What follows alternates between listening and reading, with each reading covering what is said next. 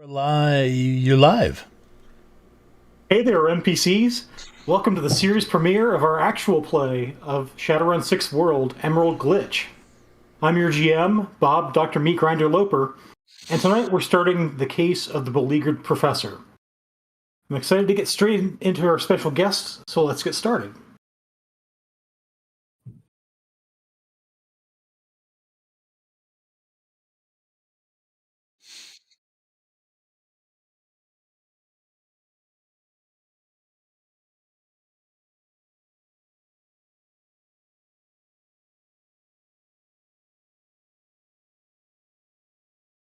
All right. So our story begins a week ago in a dark Seattle alley. A fog has rolled in from Puget Sound. First of our Shadowrunners, Curie, awakens to the sound of a couple of gangers hassling someone. As you look around, you see the two guys standing over a couple of pixies. So, Curie, who are you, and why are you here tonight? Curie has been on the run for a while, and to get out of Dodge, a great place to get lost is Seattle. So that's what she's trying to do. She just got to town, has a potential contact for as a fixer to get her some work, but she's been traveling. Just arrived, was exhausted, found a nice, safe-looking space behind a dumpster in an alley. And yeah, Curie is a mage. She's hermetic, and so science is magic. It's an access point to the brain that some people have access to and others don't, and a lot of it is manipulation of energy. So she wears she's a brunette. She wears a armored lab coat. And that has her biomonitor on it and an escape handle and stuff like that. But that's really all she owns in the world. And yeah, she's grumpy from having been woken up.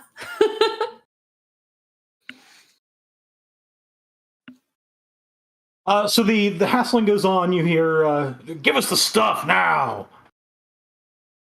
As you sort of peer around, you see, sort of almost trapped in a corner, there are these two pixies. So the pixies are they're a foot and a half tall, so about a half meter, with wings. But they're sort of being stood over menacingly by these two guys.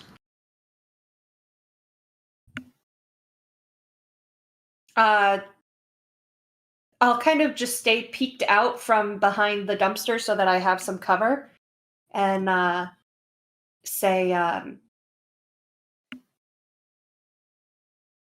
"Hey, leave them the frag alone." One of them turns around, and you see in his hand is what must be a motorcycle chain. And he turns and says, "Mind your own business." You're starting trouble on my doorstep, so get the frag out. Final warning. This is our turf. Threateningly, I show my hand and have some frost kind of like coat my fingers. Like I'm trying to use the intimidation so I don't have to fight these guys and they'll just leave Okay. and we can all have a good night. Yeah, so it doesn't take too much of a show of power, and you see, I mean, these guys are, if they're go-gangers, they're rookies, and the one who's sort of looking at you, his eyes go wide, and you think he's about like half a second from dropping the motorcycle chain, and just taps the other guy and says, we got to get out of here, mage." And the other one turns around real quick, and his eyes go wide as well, and they just sort of stumble away down the alley. She blinks a little shocked because it's usually not that easy. She was fully expecting a fight and was thinking, "Oh man, I haven't had a chance to cast increased reflexes yet." But she just kind of watches them go until they're out of sight and is kind of thinking like, in case they bring friends back, maybe I should find another place to sleep. And then she like kind of remembers the pixies. It is it more than one pixie? There are two. There are two. And one of them says, "Thanks." She just kind of gives him a shrug and turns to head out down the alley and find a new place to sleep. And as you turn around, you see there's a third pixie, sort of leaning against the wall, very casually.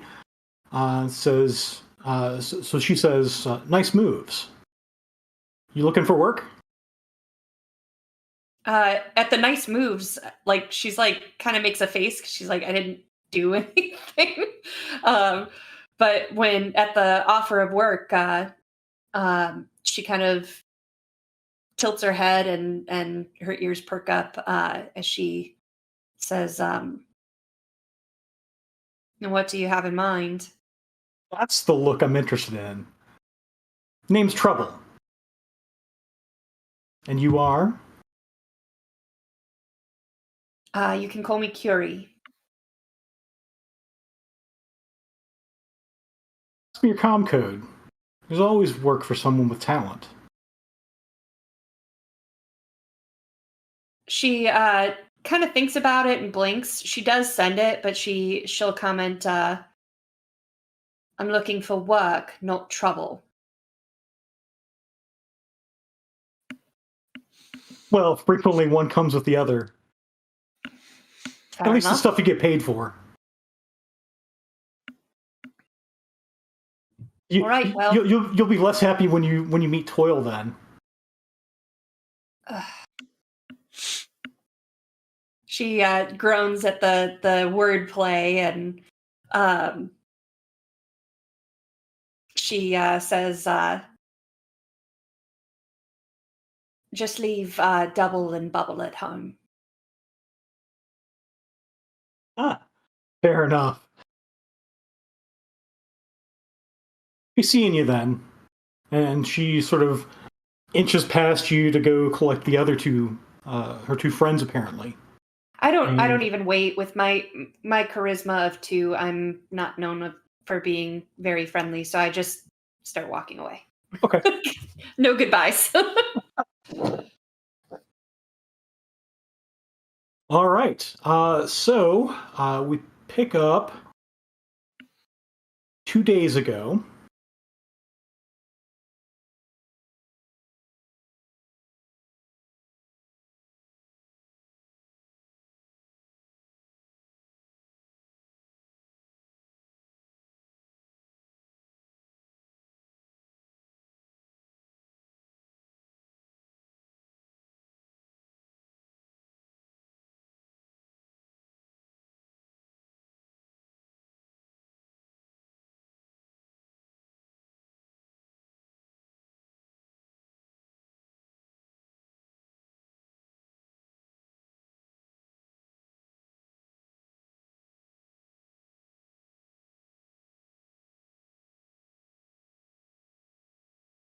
Last week. And it might have been a 5 o'clock shadow when the suit was first put on. So here we pick up with Material Girl at the Soy Bucks. Who is Material Girl, and why is she here today? Material is elf cat burglar, a former child star about 15 years ago. Fans of J-pop or kawaii metal might recognize her from her one hit in a one-hit wonder band. Didn't quite have the talent to sustain a musical career, so turned to art thievery and jewel thievery to keep paying for the lifestyle she's accustomed to. But that recently came to an end when Lone Star caught her dead to rights, stealing the fabled Kardashian diamond. But her Horizon corporate links kept her from being prosecuted, but was blackballed. So, and she'll never work in the music industry again, and too much heat to keep being a burglar. So she's been putting feelers out lately, hoping to find work as a covert ops Shadowrun. She's in this particular soy bucks because of the higher end clientele. They don't have polyester seats that she's allergic to the fabric, so she doesn't want to be in a place that caters to the sinless. And she would wrinkle her nose at the scruffy, filthy gnome, as he clearly stands out in a place like this. Kind of expecting her name to be given wrong by the underskilled and overpaid baristas, but she's used to it because she's got a very long given name, Laura Lesthana.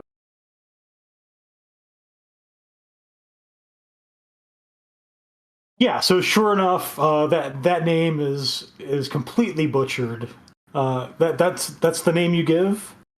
It would be. Okay.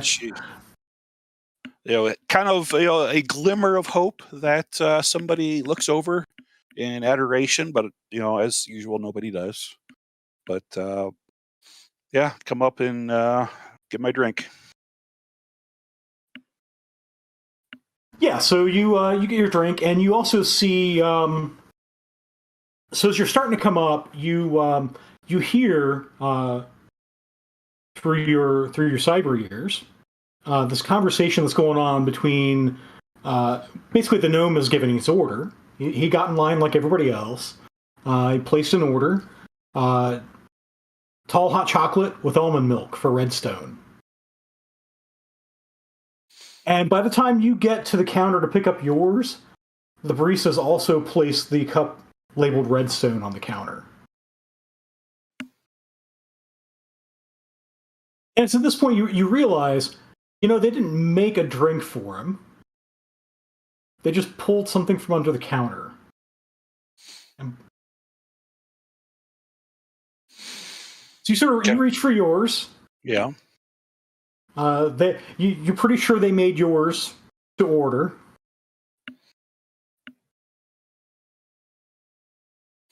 Well, I will take mine back to a chair and keep an eye on the gnome because it seems like something is up with him.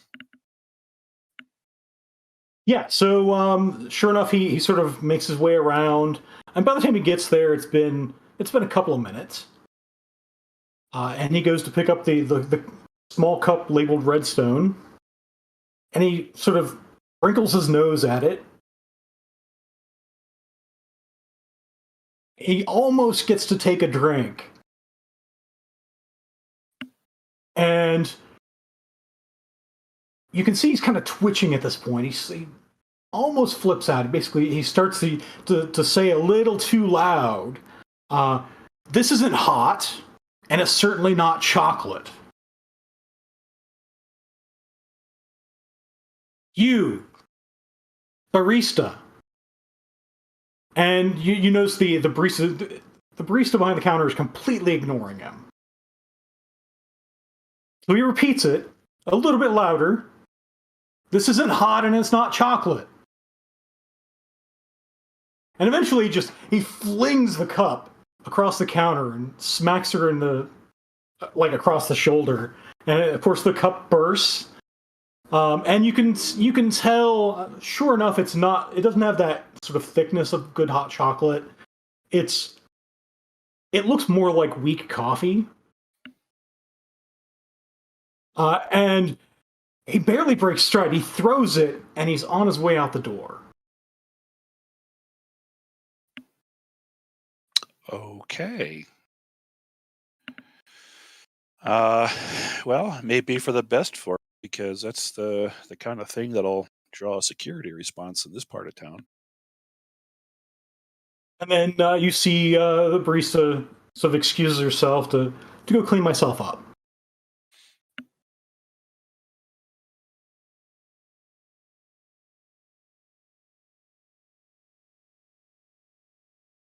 Okay. That was certainly weird. And you're sort of sitting around. You nurse your coffee, or is it coffee? Is it? Oh, I personally have never set foot inside a Starbucks, and I'm proud of it. But this character would be the kind who would have the most obnoxious order imaginable. So, like a triple venti frappy extra soy cream.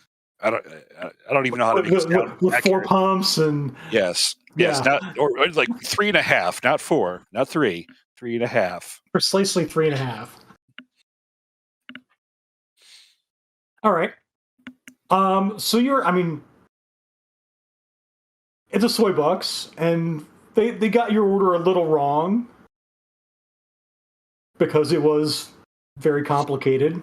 I might have thrown it at him, but now that I see how it looks when somebody does it, I'm having second thoughts about my life choices. You found a dark mirror there. And you also see that it's probably just because they're not paying attention to anyone. I mean, they paid a little bit of attention to you. They paid no attention to the gnome. And by now, it's sort of as you're choking this down, you're realizing that barista has not come back. Did she seem like crying, ready to quit? Or No. Um, can I hear she her? Let me toggle on my select sound filters to move the chatter in the soy bucks and see if I can't pick her up talking in the back.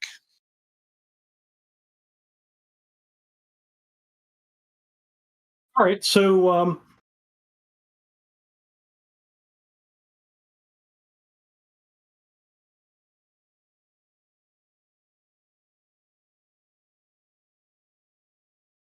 you toggle up your sound filter, and it's at that point you notice that the barista is no longer on the premises. You sort of listen for a while. You don't hear a voice. You don't hear anyone in the bathroom, which is where she would have gone to clean up. And you're sort of replaying it in your mind, and you realize she didn't go to the bathroom. She ducked out the back door. All right. Well, whatever that was seems to have been a bit of theater, which has piqued my interest. And one thing I am is nosy, so I'll saunter out the front. 'Cause no one out the front, right? Um, I mean, you see people sort of filtering in and out, like the Or, tourists are coming in, the people are or coming in to buy stuff. They're filtering out. when the gnome left, he went out the front door. He went to the front door. I'll head out and see if I can't pick him up again. See if Okay. he's up to something odd. So you see that it's just as you're starting to look, you see the gnome at the driver's side door to a Range Rover, and he reaches to get in and apparently decides better of it and walks away. And you see the barista in a car about a half block down the street, and she's watching. Watching the gnome or watching What me? appears to be watching the gnome.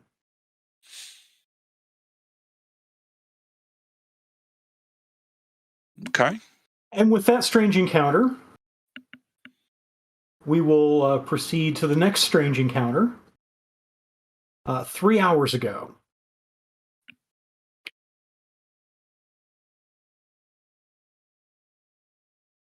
So 3 hours ago, we come into a stuffer shack.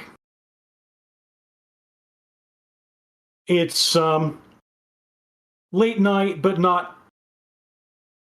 Well, no, it's not. It's early morning. So you're getting like it's the end of the breakfast rush. You only have, so we have Nova, who is here tending the counter. You see a disheveled gnome burst through the doors, grabs a basket, and just goes down the aisles, just sort of sweeping food off the shelf into his basket. Goes around to the freezer section, grabs like the ultra big stuffed shack burrito, and makes his way to the food warmer. And he's twitching. He's very frustratingly trying to open the packaging, not being successful. Pushing buttons on the food warmer, and eventually he grabs the door. And the orc behind him says, "You gotta open that first." So, who is Nova? Why is she here? And why is this gnome her problem? She wishes she wasn't here at this point. Nova is a disgruntled Stuffer Shack employee. She is in her young adult years, doesn't really know what she's doing. She met a boy one time, and he took her on a run, and that didn't go well. He didn't make it. So she was like, "Oh, well, that was pretty cool anyway." So she just kind of tries to pick up jobs, but mostly she's unsuccessful, and Till kept her Stuffer Shack job. And taking a look at this guy, she gets up and walks over after she heard the other customer speak to him. She takes out her knife and just kind of holds her hand out and says, "Give me the burrito." Okay. He hands you the burrito. With the knife, trying to stay clear of the knife. With the knife, she just taps her name tag that says, "Bye, my name is Nova." And she opens the package for him and hands it back and says, "Did you know that burritos were probably invented during the Mexican Revolution in the 1910s? It's just a theory." What a strange piece of trivia. You must know a lot of stuff. I got time. So he throws it into the food warmer. Doesn't really care about its orientation. He just sort of throws it in, slams the door, and pushes a couple of buttons. And you see it's going. You're pretty sure it's the wrong setting. But he says, "While I have you here, and you know things." Look, man, if you make a mess in this microwave, you gotta clean it before you leave the store. Yes. But since you know things more than the bye, my name is Nova. Yeah, bye. And she walks away and goes to the counter. So he follows you. He follows you to the counter. Reading magazines. He follows you to the counter, and of course the counter is like this to him. And he sort of slams something on the counter. I mean, as best he can, he's doing this sort of thing, and says, "Can you tell me where to go for this?" And he removes his hand from it, and you see there's a chip there. It's kind of like a poker chip, but you recognize it in the shadows as a favor chip. And it's marked for toil. And you've heard of toil. Toil is a fixer you would like to work for, because the people who work for toil don't have to have jobs in the Stuffer Shack. I pick it up and put it in my pocket. And I say, "Yeah, no problem. Give me 5 minutes to close up." Okay. Hey, and it sort of goes back to the food warmer, and by then, you got a step stool somewhere around here? And he's making your closing time go from 5 minutes to more like 10 or 15 minutes as he pulls stuff out from like between the counters and the cabinets and stuff. He finds that sort of folding step stool, steps up on it, grabs some paper towels, and is wiping the microwave because the stuffed shack burrito has failed. Mm. And it has failed all over the food warmer. That's a shame for the next shift. All right, well, I go ahead and close up my drawer and wait for the next employee to come in. And then I turn in my drawer and leave. I go Okay. stand outside and wait for the gnome. He's not far behind. As soon as he sees you have left, he comes outside. So, what's your name? Redstone. You can call me Dorzu. Okay, Zoo. All right. Well, let's get going. It's Dorzu. Whatever you say. All right. So you guys go wandering toward the next stop. So about an hour later, we're rapidly approaching the present day, the present time. The Seattle Underground was once the remains of the Great Seattle Fire of 1889. But in the shiny dystopian future 2 centuries later, the underground's been expanded and lived in for decades. Under downtown Seattle is a sprawling catacomb of shops and residences known as the Mall. And just outside the relative safety of the mall is a club. Areola 51 is ostensibly a gentleman's club, themed with 1950s and 60s paraphernalia, and worked by waitstaff wearing form-fitting Roswell-style alien costumes. The lunch crowd currently consists of a giant who's passed out from the previous night. He's not really getting lunch per se. Rather, they have him hooked up to a med kit. Essentially, it looks like he's too big for any 3 people to move, so they just left him where he fell. And then the other feature in the room is a singer up top playing some kind of folksy music on an acoustic guitar for the lunch crowd. So who is Violet? And what is she playing right now? So Violet is playing right now a work in progress called Stuffer Shack Sweethearts. It doesn't seem to be getting a whole lot of traction, but she's working on reworking the lyrics, and hopefully that'll help.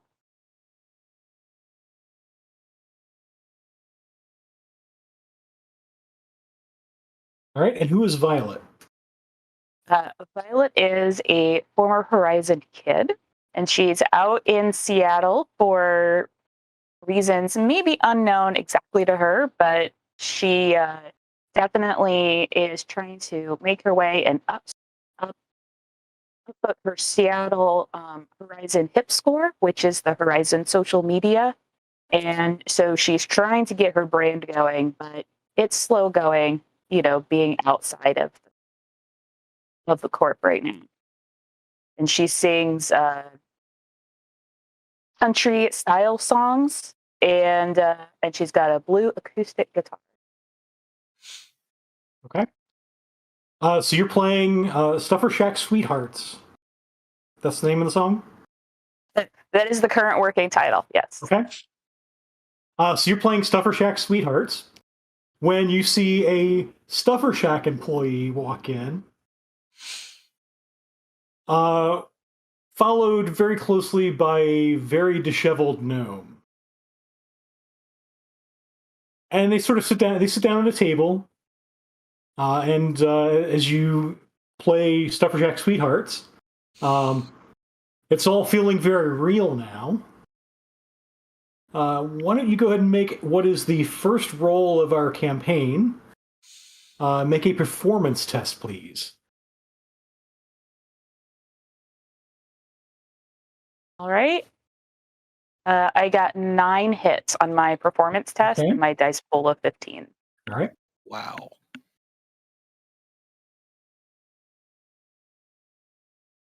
Yeah, so pretty much by the time they sit down, you see the gnome is sort of tapping his feet on the floor.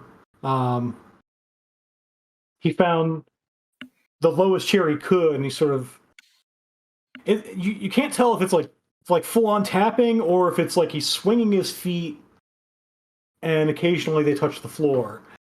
But it seems like he's enjoying the music. He does seem very sketchy, though. And you see Toil make an appearance. Sort of steps out from behind the bar. Toil is a large Formorian, which is a troll meta variant. And Toil sort of laughs. Well, it appears music can calm the savage gnome.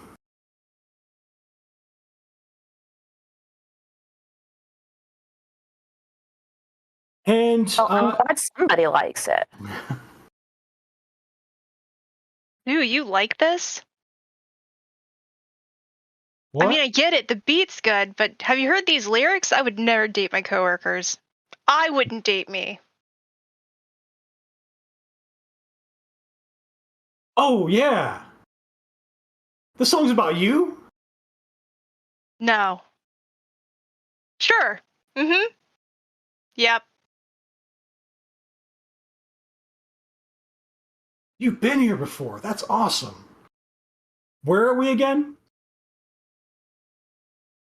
We're where you need to be. And I take the little coin out of my pocket and I put it down. Okay. So at that point, you see Toil comes over to the table. May I see it? He goes to pick it up.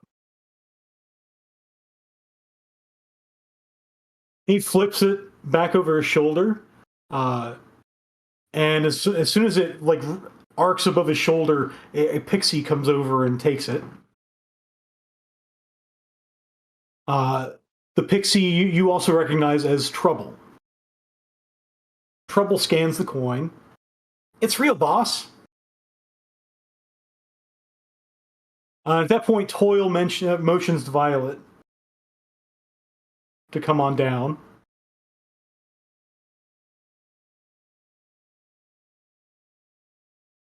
And she leans into the microphone and she says, "Y'all, I'm just going to take a little break. I'll be right back. Tip your waiters."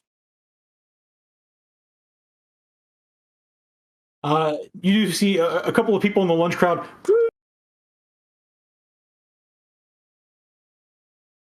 And so you come down, and he motions for you to have a seat next to the gnome. And he looks to you, Nova, and you are. Hi, I'm Nova. I brought him here. Hmm.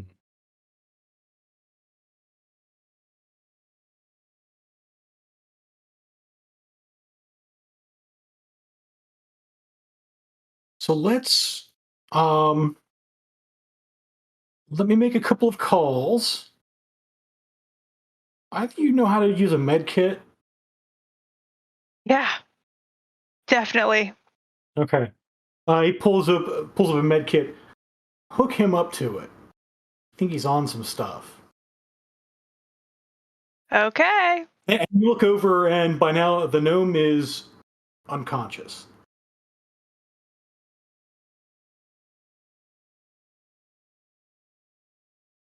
Sort of curled up in the chair. And Toil goes off. ostensibly to make a few phone calls.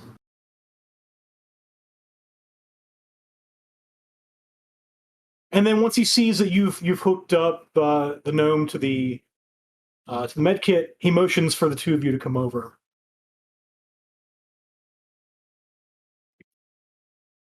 He says,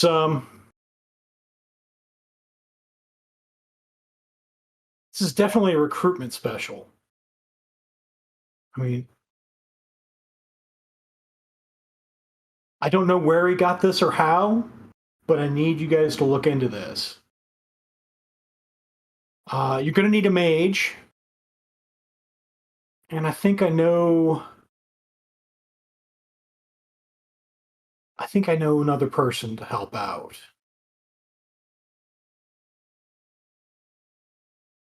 Yeah. Trouble, you mentioned you ran into a mage recently, right? Yeah, boss, I already texted her. Excellent. So if you guys will wait, we're gonna have everybody show up, and we're gonna find out what's going on here.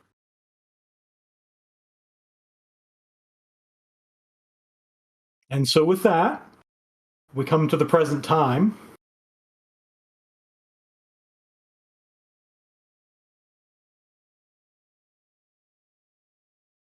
So by then, Curie has been texted by Trouble saying, "Hey, I got work for you. Come to Areola 51." And Material Girl, you get a call from Toil saying, "Hey, I got some work for you." That is wonderful. I've been hoping for a call just like this one. Excellent. Meet as soon as you can get here at Areola 51.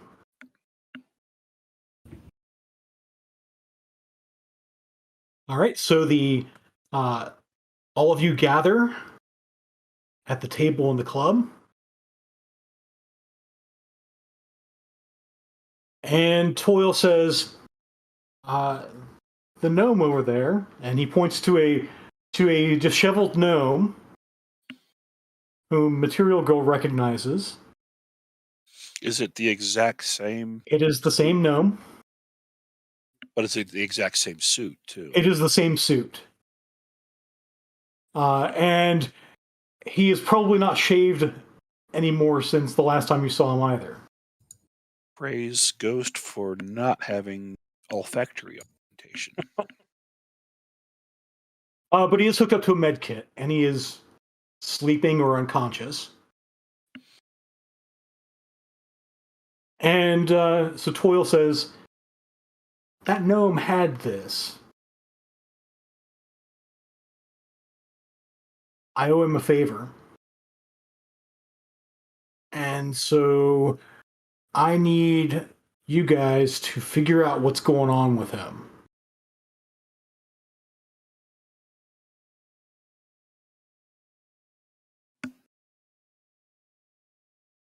Are we doing this as a favor? Well, I'm doing as the favor I owe, but there's money to be had. I can offer, let's say, 4,000 each for it.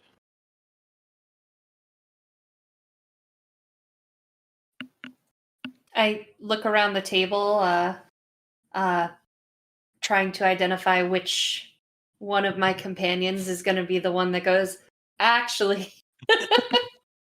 I also check the vibe of the table. Well, when it comes to money, I am not shy about speaking up. So unless somebody cuts me off, I'm going to say, well, 5 sounds a lot better. It's a nice round number.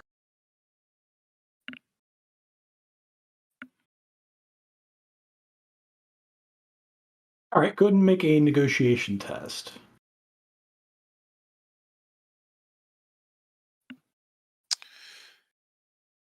Pardon me while I play with the Roll20 sheet. This is going to be the first time I used it. And I'm going to give you an edge for this. I will take it. Because you already have a sense that the toil owes a favor, and so this is a job that needs to get done. I think that worked. Okay. I don't know what I got, but it sounded like something happened. It's a 3. 3 hits in the window. All right.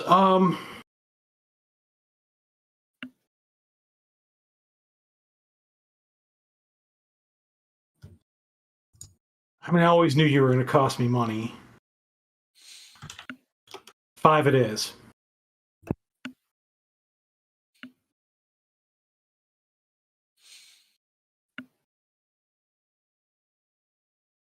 I think you got a lot of legwork ahead of you, though, because, I mean, I don't know who this guy is. So these tokens, if anybody has one and hands it to you, you do them a favor? Is that what this means? Yeah, it's a currency that's not money. And you didn't give it to him? It's possible that, I mean, I gave it to someone else. That's for certain because it's genuine.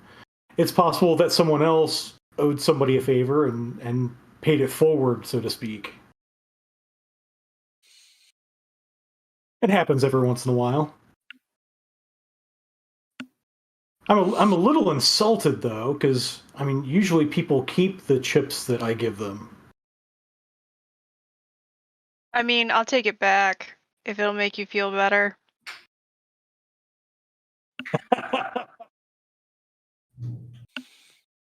I like you. Thanks. Is there, you said it's legitimate, like a serial number, some way to identify it? Track who could have given it to him by those means, perhaps? You get a decker, you might be able to do that.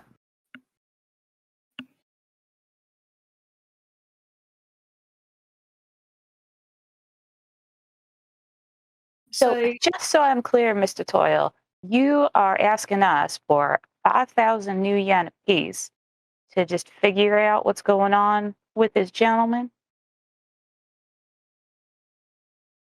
Yeah, because if he's desperate enough to hand in a chip, there's something going on. Are we responsible for him in the meantime, or take care of him?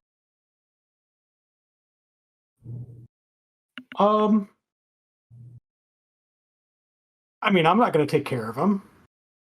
I mean, I've hired you to do that. And you're probably going to have to question him anyway, once he wakes up.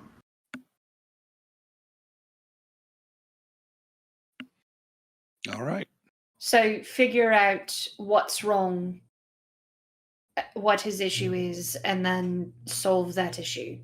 Solve his problem.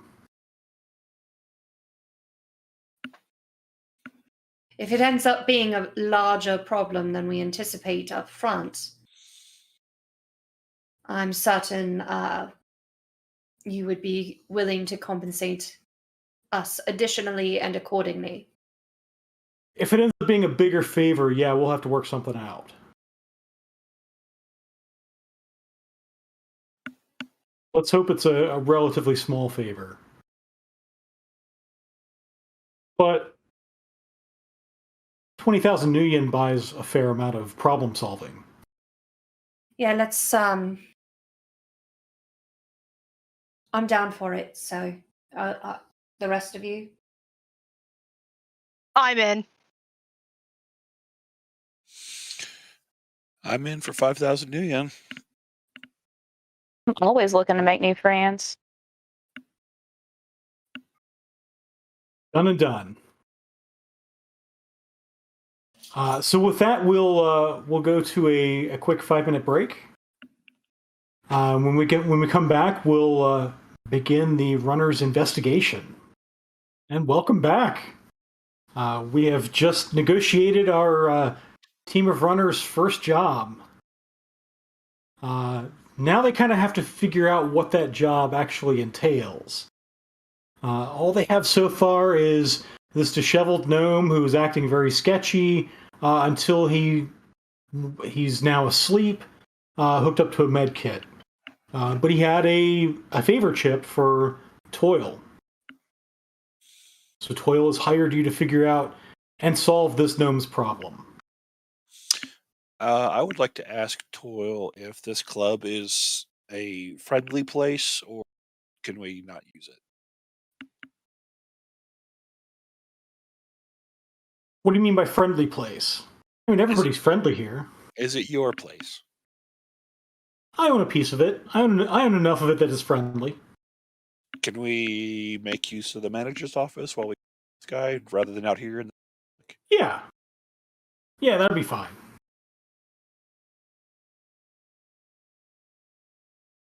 I don't move Awesome. to pick him up. I'll let somebody else do that. I get up. Awesome. Okay. I've handled a thief in the store before. I know how to get information. And I go to pick him up. Okay.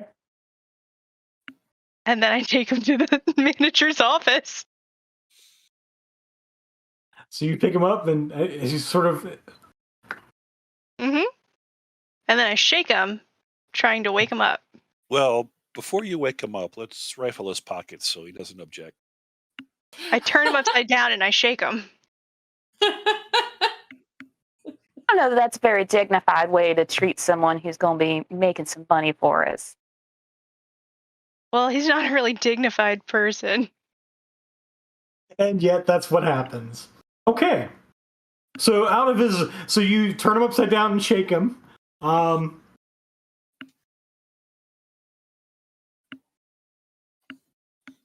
of his pockets fly a few things. There's a respirator.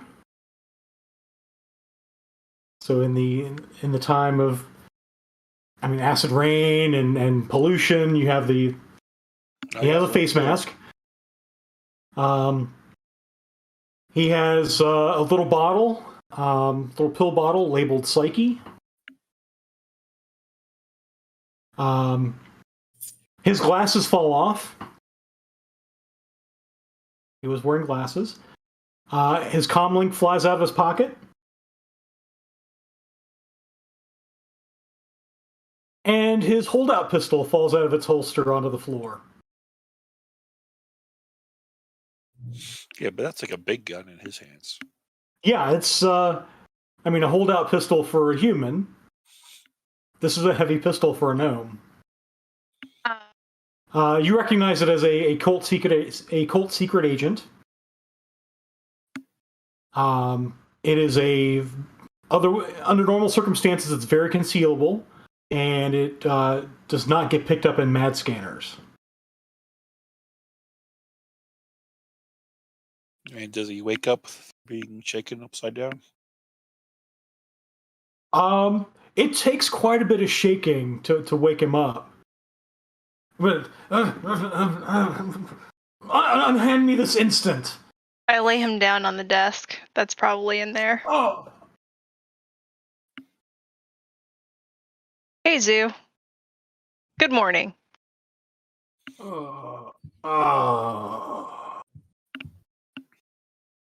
Yep, that sounds about right. So you know this person? Ask him. Nova is the one who's just saying that. Yep. Yeah, so. Yeah, Looks like know him. I don't know him. He came into the store and blew up a burrito and asked me to bring him here. All right, well, you're here. Yeah. What's your problem?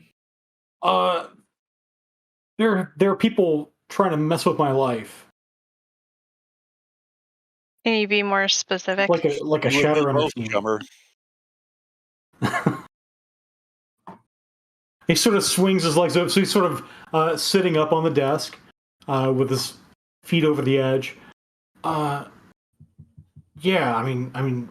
look at the comm link. It's not working right. There are people following me. Man, So I think I've been drugged. Yeah? Your And somebody's comlink is broken, and therefore someone's following you. Was he hooked up to the med kit or not? Well, he's not anymore, but he was at one point. Could we look at the med kit readings and see if there's like a blood? Oh, sure, yeah. You can go out and pick up the med kit. It's still there. And yeah, so the readout is that he is coming down from. Oh, let's see here. What do I have here? He has recently taken doses of Long Haul, Bliss, Cram, Jazz, and Nova Coke. I'm sure they're after him. He is the whole cocktail.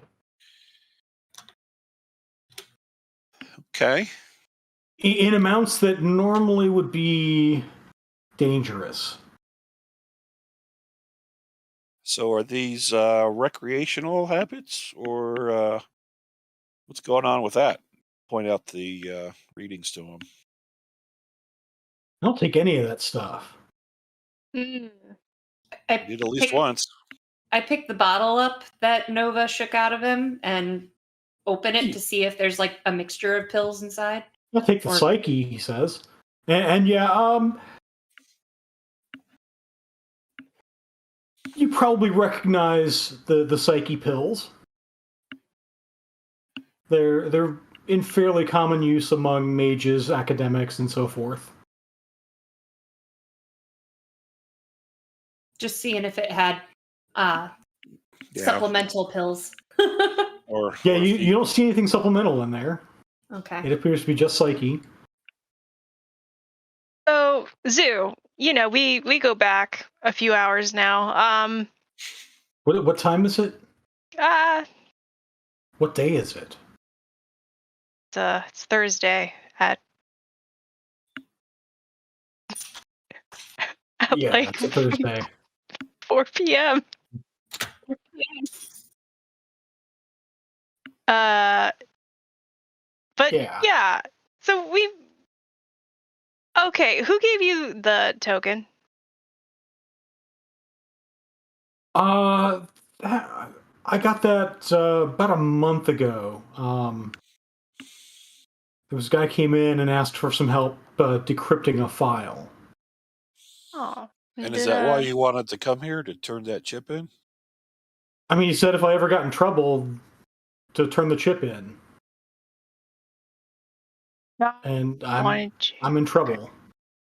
Can you tell me more about the guy? Like, what he looked like, or his name?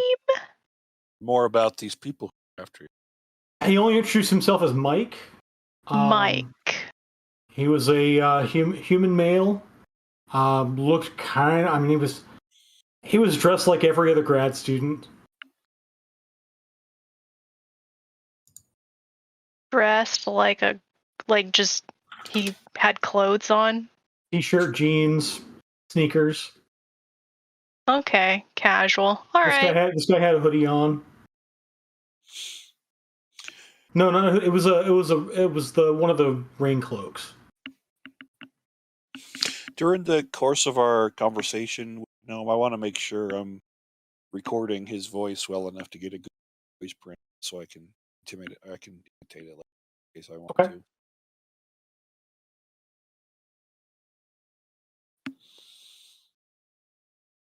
What does he know about the people who are after him? Yeah. I mean, tell us about this Shadowrunner team. They've been in my place.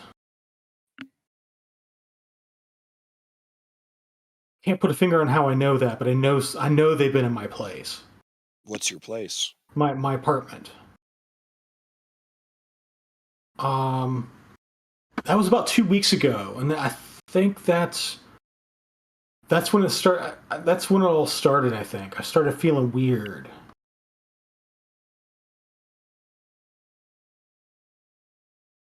And that burrito really helped me out. Yeah, it really cleanses. Well, if it's really people after you, not just paranoid for a bunch of drug use. Would you mind if we go to your place, maybe look around and see if they mess with your food? And that's how you got all these drugs in your system. Yeah. Yeah, we can Could do it- that. Could have potentially messed with his prescription too. Yeah, I think maybe we should take one of these pills and have it tested to make sure it's really psyche.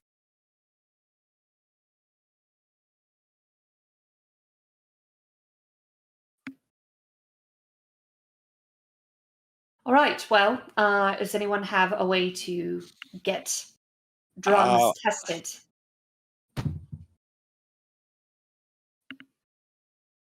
How hard could it be? You're right. Why don't you take one and we'll see what happens? I dropped out of school. I don't know. So that's one thing you could do if somebody has the biotech skill and is comfortable enough to use it. The med kit can be used as a biotech kit. Failing that, we probably, between all of us, somebody knows somebody. I have biotech kind of.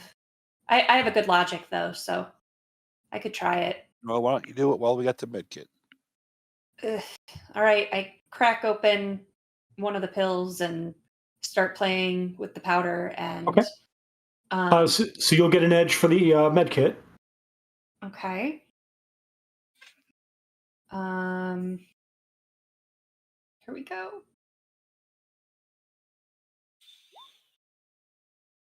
Four hits. I'm good at science. I told you it wouldn't be hard. Yeah, so oddly enough, this is just psyche. One mystery solved. Well, 2, we know who gave him the chip.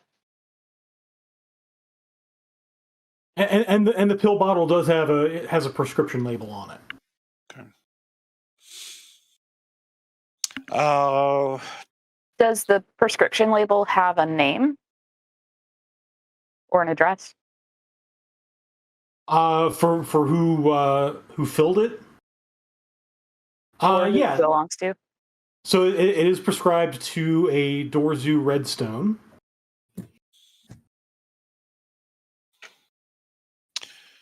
Nova, did you and Dorzu walk here?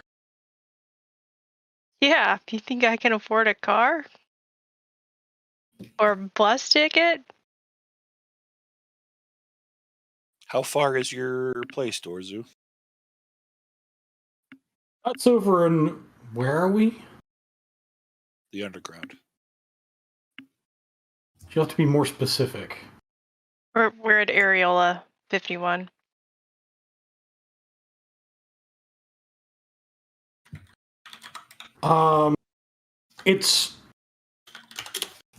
It's not too far from the burrito.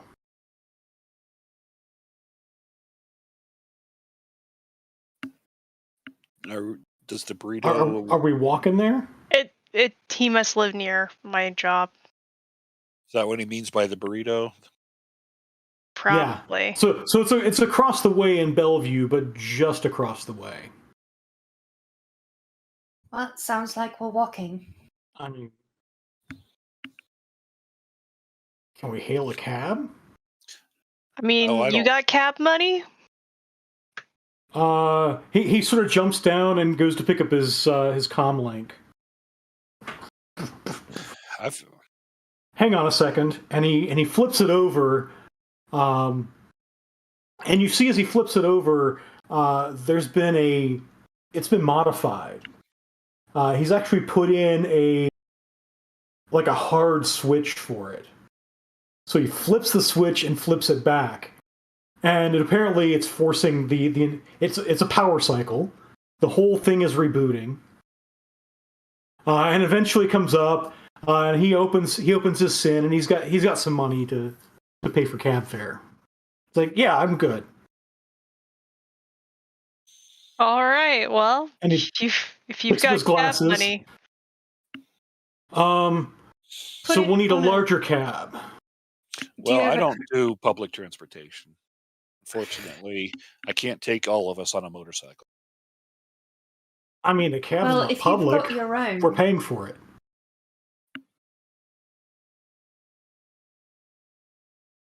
Right. Oh, okay. I whispered to Zoo. Oh, yeah, I They do need were a a shower. referral. He So- sort of looks. so- He looks at each of you and sniffs himself, and he's like, "Oh, yeah, I need a shower." how about as well if you're paying for a cab, can you put the funds on a cred stick so it's not traceable? If you're spending money and someone is in fact tracking you, anything tied to you with transactions they can trace and find where we're going. Well, presumably, if Yeah, we've so already let's- been in his place, they already know where his place is. They know where he lives, but they don't know where he is now if they're hunting him. Yeah. Presumably. Oh, and Got it. he's sort of looking around like he's looking at a whole bunch of screens around him, and he's like, so we're in the underground. Let's go topside, and I'll get a cred stick." I've got one you can use. And how far away is this from downtown? The soy bucks? Is it the same kind of a neighborhood, or it's far? Yeah, the soy box you were at was in the same kind of neighborhood. It was a little bit south of it, though. All right. Well, I will share that I do remember seeing this guy 2 days ago, and somebody was checking him out. That's a potential lead. He looks around. Is the gun still on the floor? Yeah. Probably. Nobody Okay, seemed to he fit in he it. picks it up, checks, and sees that there's ammo in it, and stuffs it back in his coat. Right. Well, Glasses on. let's. So I guess we Make our walk a little way. bit. Is anybody particularly good with electronics and wants to see if there's anything on his comlink? I might have a bug scanner. I know someone. I'm not good myself, but also could we just ask our friend to unlock his comm link so we can take a look? No, I mean, I mean for to see if there's a bug or anything that we can't easily identify by looking at his data. I think if we leave it turned off, it'll be. I mean, that's fine too, but I'd like to know if it's bugged, because then maybe that gives us information to give to a decker or a hacker or something. All right. So apparently, I did not buy a bug scanner, so Uh-oh. maybe we can pick one up. All right.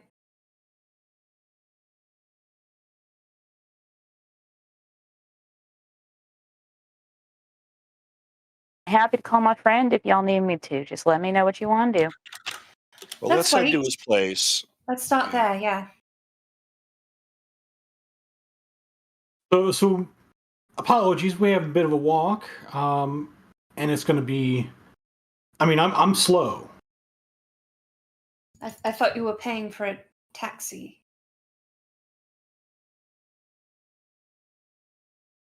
Or a ride share. Yeah. Okay. Yeah. Let's do that, and we'll make a pit stop, and I'll get a cred stick, and. But wait a minute. I thought you didn't want me to spend any money while I was here. Nova there said that she had a cred stick. Is it the drugs? Is that what's stopping you from paying attention and understanding what's happening here? I have middle lifestyle. Is that going to cover a ride share? Yeah, that middle lifestyle would cover a ride share. All right, I'll call one. That way we don't have to worry about him doing it. I'm just not going to ride in it. I'll pay for you guys, and I'll recycle.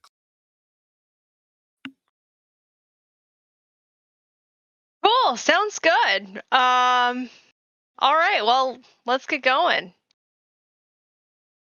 All right.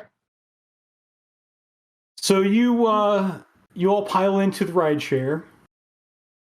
Presumably, you tell them there are going to be 5 of you, so you're going to want a larger car. And the address he gives is in Bellevue. So it takes a little while to get over there. During the painful silence of the ride, I would like to make a statement. Okay. Hey, did you guys know that according to the Guinness World Records in 2013, a person used their nipples to lift 71.87 pounds? No, ma'am, that is not a fact that I knew. Yeah. It's really weird to name a club Areola. Just was thinking about it. Sorry, what do you do? Work at Stuffer Shack. No, I mean, what do you do that's useful? What do you do that's useful? I'll do my dancey between the fingers sparks. I pull out my Aries and I just hold it right at her. As long as something's useful. So the vehicle pulls over. If there's going to be a fight, you got to step outside. It's not a fight.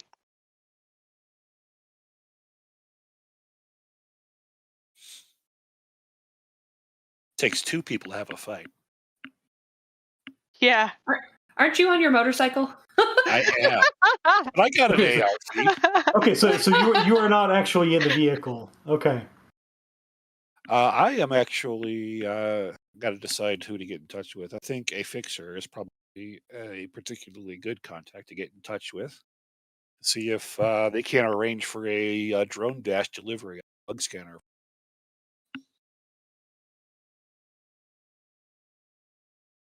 And Violet leans towards the driver in an appropriate distance kind of way and say, "They're just new friends. They're just jumpy as a cockroach in a frying pan. Don't you worry about it." Did you know that roaches are thigmotropic? I did not, and I still don't know what that means, so I still don't. It means that they like to be touched. That's why they like to squeeze into small cracks and crevices. Well, it's nice to know that roaches like hugs just like everyone else. No, not everyone else.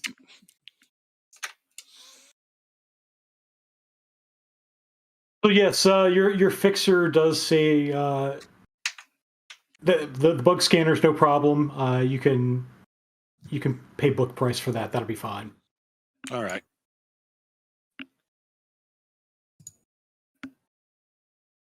Hopefully, I'll have it by the time we get there. And y'all's driver just sort of glances back a couple more times. Seems content that you're not going to kill each other in his vehicle, and starts driving again.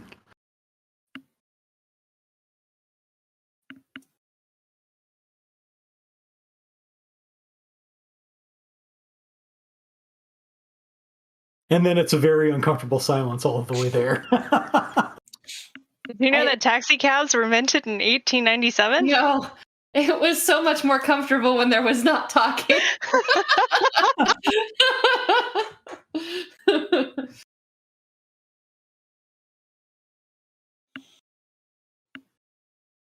So we make it eventually after. Yeah, so you arrive at a 26-story apartment building, and you guys get out, and Dorzu's leading the way. He does one more sort of power cycle using his homemade power switch. It's not unlike taking an iPhone, breaking into it, and installing a mechanical switch on it. What happens to your phone?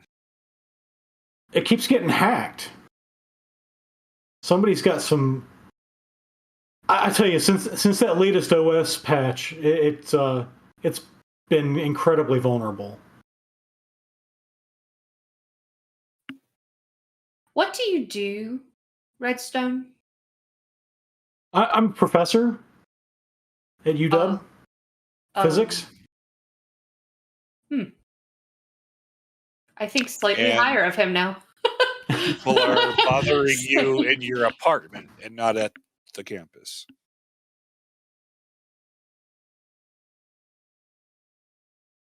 It might be because of my work. I mean, there's no other reason why people would. I mean, why anybody else would want me. Are you doing any specifically sensitive research or? I'm working, and when I get done with it, it's going to be big. Working on. Have you heard of quasi-resonant precognition? Of course, I have.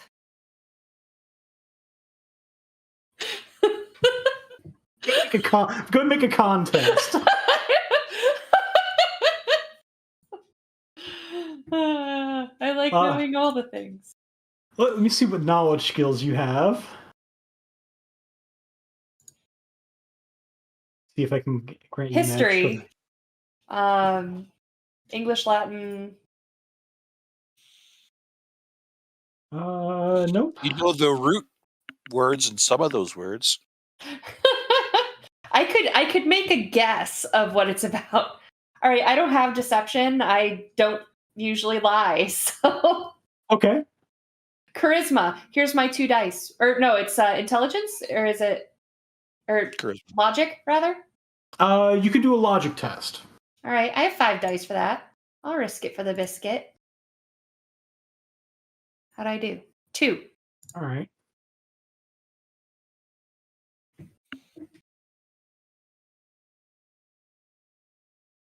So you've read my papers. That's great. And he starts rattling off a whole bunch of very technical jargon that you have no idea about. I had him off. I asked him, so why do you think people are coming into your home? Well, like specifically, what makes you think that? I don't know. I can't put my finger on it. I just know somebody's been there. Something's been moved. And so by then he's let you guys in, and you guys. Before he lets us in, I was gonna astrally. You swing around. Okay. Make sure there's nothing in there with a gun pointed toward the door or that kind of stuff. So I'm gonna just before we leave the ride share, he's talking about his stuff, which I'm actually interested in, but still I lean back and my body just goes limp. You totally doze off. He's a college professor. He's probably used to it. Yeah, and the other 2 of you in the vehicle, he goes on talking as if nothing had happened. As if students fall asleep in his class all the time. Yep. And whatever he's saying is still going to be on the exam. So in the meantime, I'm going to go ahead and I assume we had gotten the address and apartment number, so I'm going to zip on up there. If I need to kind of get directions of where I'm going, I'll kind of briefly manifest here and there, like within the walls, and poke my head out to be like, that's room number 1220, so I'm going that way, kind of thing. Yeah, so I'm going to scope out his place. Okay, so he has a. I know I'd written it here somewhere, but that's okay. Oh, he lives in a room in apartment 906. Okay. Well, if I was on the 12th floor, I need to go back down 3. Yep. Overshot that. And it's a pretty nice 2-bedroom apartment that you can tell. I mean, he basically lives in. He doesn't live in the 2nd bedroom. The 2nd bedroom is sort of storage, and he kind of lives in there's like a main space that he lives in, and there's a bedroom. Go ahead and make an astral test. You got it.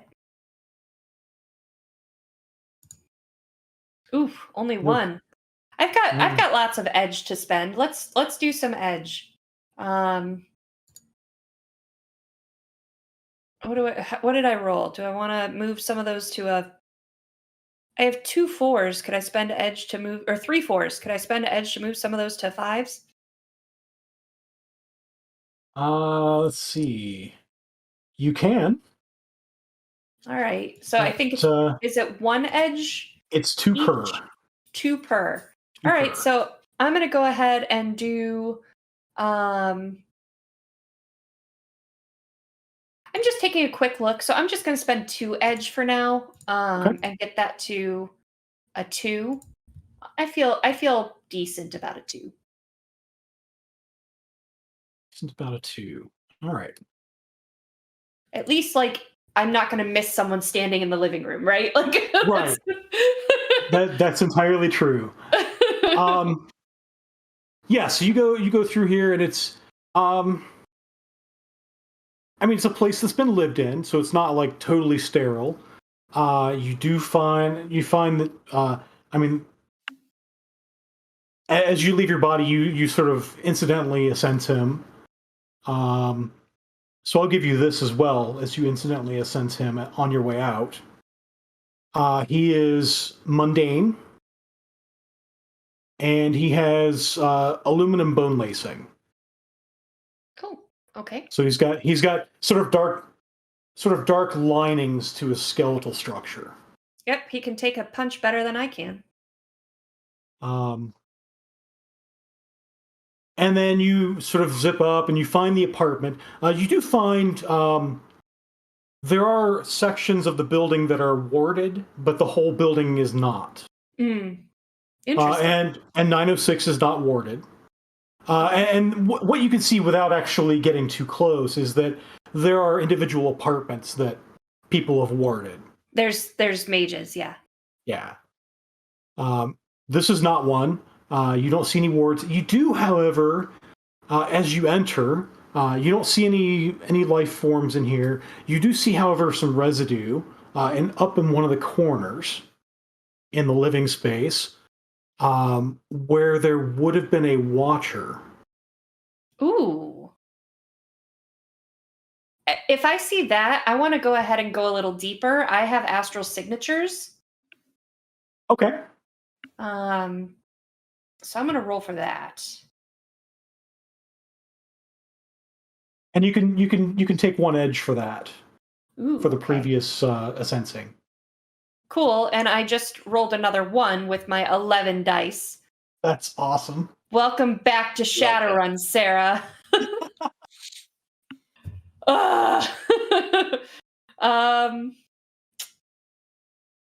You know what? Screw it. I like, now that I'm onto something, you gave me that 1, but I am going to spend is it 5 to roll all your failures? Or is it 4? 4? Oh, yeah, we're doing that. Okay, here we go.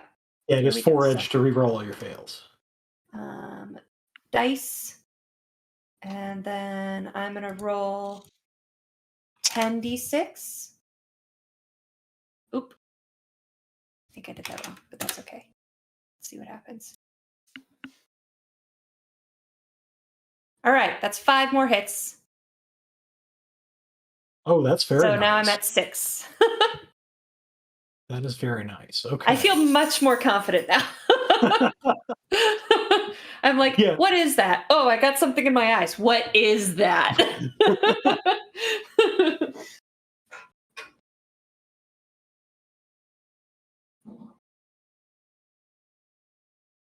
Yeah, so you're sort of scanning around. You do definitely see it's no longer there, but it's the residue of when it was there. There's it's the Watcher ritual where you summon a.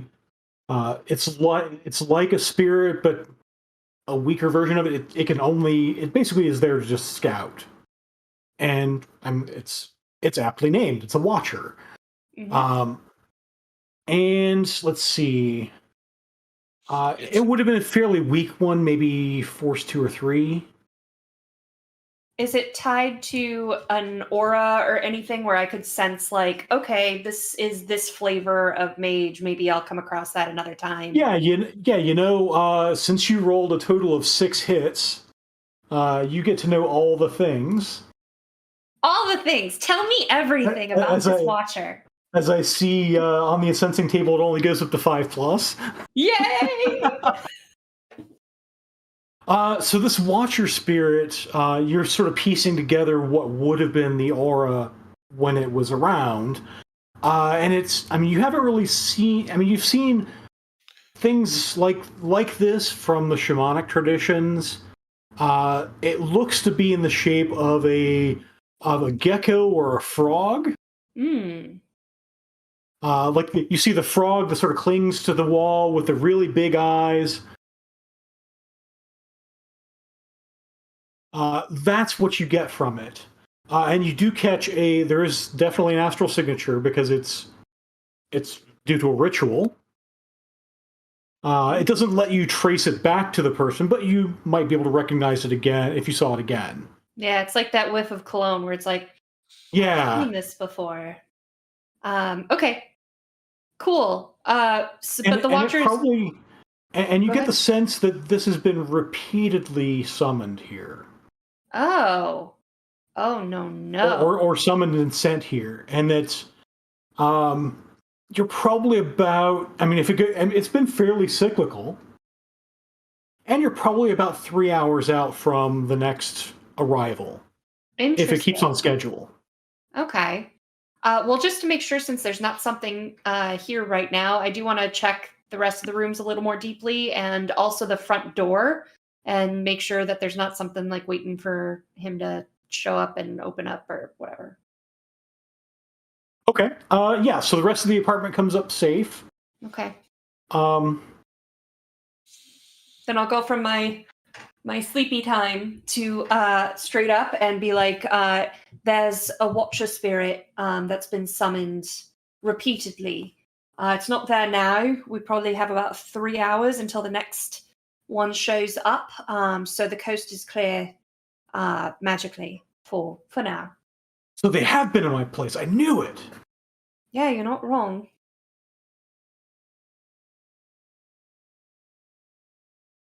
Plan, get you a shower and maybe a grab bag so you can leave and not have the same suit all the time. Yeah, shower. You also, when you wake up, Curie, the inbox in your comlink has a whole bunch of academic papers in it. I'm actually very excited about that. Leading up to about I don't hate this guy, and that's surprising. and you can tell that those papers sort of end about 8 or 10 years ago. As in like this, he hasn't. He hasn't published anything in about 8 years. Oh, okay, all right. So you guys are gonna have to stop me to keep this moving. So why did you stop? Why hasn't anything new come out? Tell me more. Oh, my research is so bleeding edge that none of those idiots can follow it. And of course they're not going to publish it because it makes them look bad. You're not doing corporate research that's under confidentiality clause? Absolutely not. Well, MCT funded some research, like 25 years ago. Something like that would have been their last funding. And how long do you feel like you've been followed? Only the last couple of weeks. So have you been on any Matrix forums, hosts, anything talking about your research and where it's been leading? I did send, since we're on the research track, I did send a paper out to the journals for review about 2 months ago. might be something to check out again once we have access to Adeka. And once I've had a shower. Right. I won't I ask you wanna- questions in there. When we go up to his place, I want to check out see if the signs of it being, picked through before Okay. I touch it. Yeah. So if all of you are going up, I mean, you can't wait in the car because the car is not going to wait for you. Yes, I get out of the vehicle and go in. Is this a decent neighborhood or? It's a decent neighborhood. All right, I'll direct my bike into the parking garage then. Okay. Yeah, it's got a nice parking garage. The building bills itself as luxury apartments. But you, of all people, know they slapped that luxury word on a lot of stuff. Beggars can't be choosers right now. I haven't made it big again yet.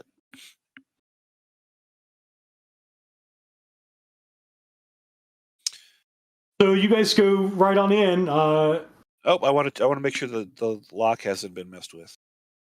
Okay. Yeah, so you get up to 906. Go ahead and make a either perception or engineering. Oh, I've got lock picking as a Lock picking it is. yeah, and I have security systems as a knowledge skill. I'll give you an edge for that. I will take an edge for that. Okay.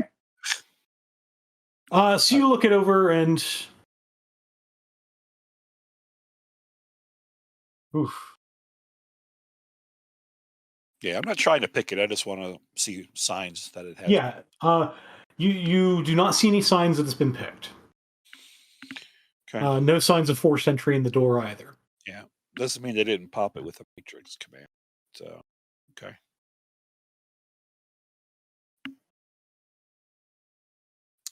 So he cycles the power on his comm link again and uses his SIN to pop the lock. Why don't you just leave your comm link off rather than on and off all the time?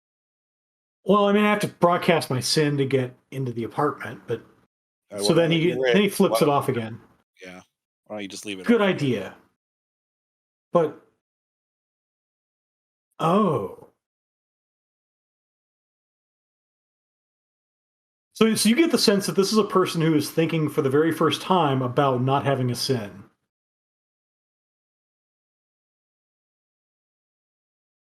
Welcome to the shadows. I mean, this is fully what you expect, Curie, from an academic. This is a person who is deeply ingrained in his SIN, as the case may be. Well, let's look through his through the apartment. look through his kitchen and his medicine cabinet, see if there's any signs so that his stuff has been. So go ahead and make perception. Each of you can go ahead and make a perception test. And Violet's going to steer him towards the bathroom because I'm sure that he's continuing to talk about his papers and stuff. Yep.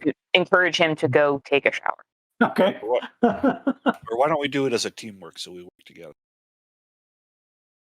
A teamwork to get him in the shower? I'm not interested. No, teamwork to look around for signs of. You know what I mean. I rolled already, so I'm not sure if I helped that or not. Yeah, sure. 1 hit.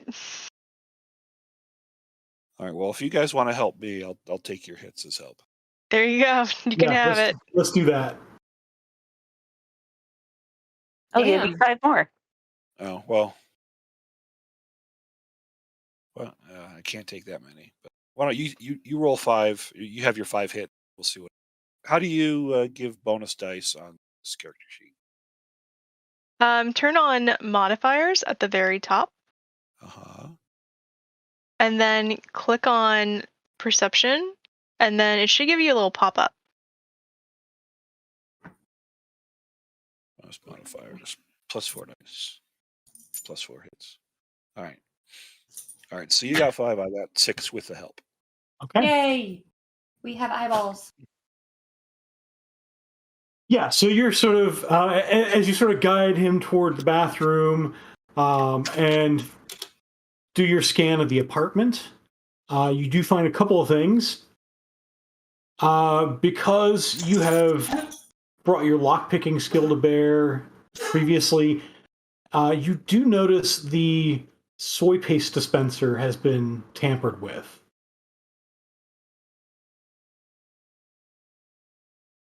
Of all the ways to get something into someone else, toothpaste is the way to do it. I like Well, this that. is the soy paste dispenser, Yeah. the food dispenser. Oh! I thought you were talking like in the bathroom. No, this is in the kitchen, the food dispenser. Okay, that makes more sense. But I mean, I like the toothpaste idea, and I'm going to use it sometime. You get the sense that he's well off, but he's not wealthy enough to have like a constant supply of real food. Like middle lifestyle. His middle lifestyle. He has the soy paste dispenser with. He's got a fairly good supply of flavor dispensers, but it's soy and a little bit of krill. But you do sense that you do find the soy paste dispenser has been tampered with. That's probably where he's getting the drugs from. But and as you're sort of looking around, you also see. So he's got a balcony, so a balcony door, and on the balcony you see toward one end the railing has been scuffed.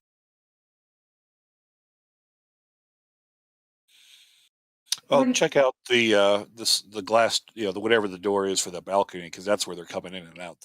Yes. And when when she points out the soy paste too, I'll get the med kit out and start sciencing. Okay. Go and make a biotech skill. And you said you have a med kit? I believe so. Yes. If not, I will ask a friend. If you can bring if you can bring a med kit to bear, you can have an edge for it. Let's see. Gear. Where's my stuff? Well, you've got analytical mind, so don't forget you get edge for that. That's right. Yeah. If you, those of you who have analytical mind, be sure to add your. You get an edge for your logic rolls. I'm so smart. And there's more than one of you in this team with analytical mind.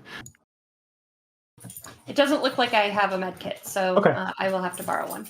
All right. You do get the edge for the analytical mind. Okay. Why didn't we bring the one we had brought that with? You know what? Mine. You could have done that. I just subtly box up someone else's med kit and take it with me. Be aware, however, it does not have supplies. Yeah.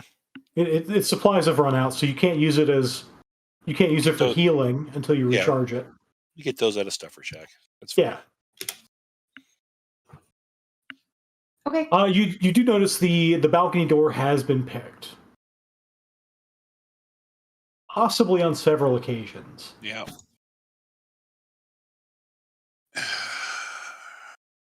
I'll look around the bedroom, and I'm assuming that's where the bathroom is.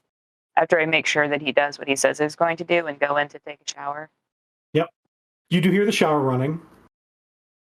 That's the best I can do. I'm opening and closing cabinets and looking in the couch crevices. Did a drone deliver that bug scanner yet? Yeah. So the drone dash delivered pretty much as soon as you drove up to the apartment building. Let's give the apartment. So.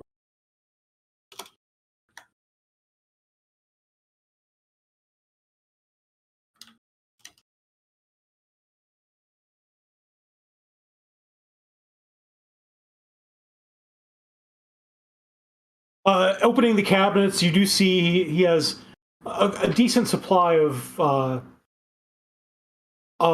we'll say supplemental stuffers. And looking in the freezer, he does have apparently the stuffed shack burrito that he was trying to open. That apparently is his favorite brand because he's got another half dozen of them in the freezer. He also has several bottles of decent whiskey at various stages of full, not full. And you do notice that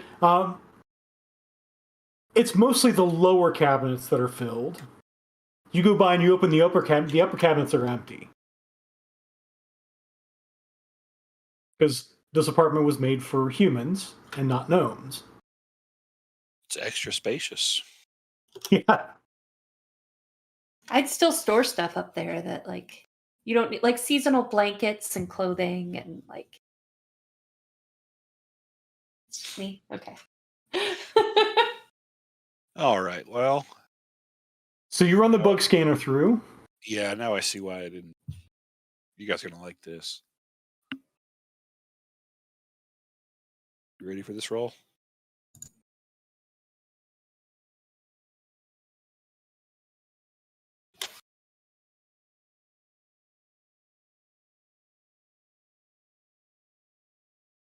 Oh, However, I get, as a wireless bonus, 2 automatic hits. So it's not a critical glitch. It's just a regular. you're stressing me out, Hal. I told you So that. actually, you were only rolling one die. So you got 2 automatic hits from. A wireless bonus for bug scanners is you get 2 hits, and you don't need to win. You just need to tie. Okay. So those 2 hits counterbalance the 1 die that you rolled, and it's not even a glitch anymore. And running it over, despite the terrible, terrible, terrible roll that I ordinarily would love, well, it does pick up a fairly wide variety of bugs. Jesus. There are listening devices. There are cameras.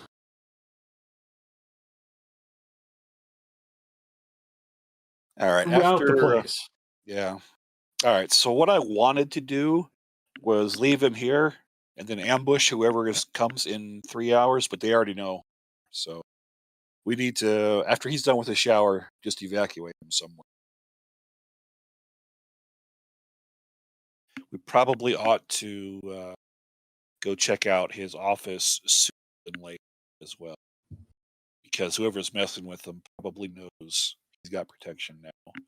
So we got to figure out why they're messing with him, which is, it makes sense you'd want to extract him or steal his research, but that's apparently not what you're not doing. Or maybe they are. We just need to figure that out. Yeah, it's surprising that this has been happening for weeks and they haven't made a move to either abduct or destroy. With that realization that you've been monitored this entire investigation in this apartment, we'll leave you to sweat for that for 10 minutes while we go on break. And we'll be back and see what your next move is. And welcome back.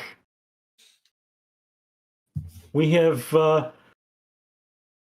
just found out that the runners may possibly have been monitored during their investigation of Professor Redstone's apartment. Yeah. I believe there was a biotech roll that was going to be done as well. It was me. I did it. Oh, you did it. Yes, that's right. I got 2 hits. I do see it there in the chat, in the Roll20 chat. Yeah, so you do find. Oh, let's see here. You don't find all of the drugs, but you do find You find doses of Long Haul, Bliss, and Cram laced into the soy system. So, I'm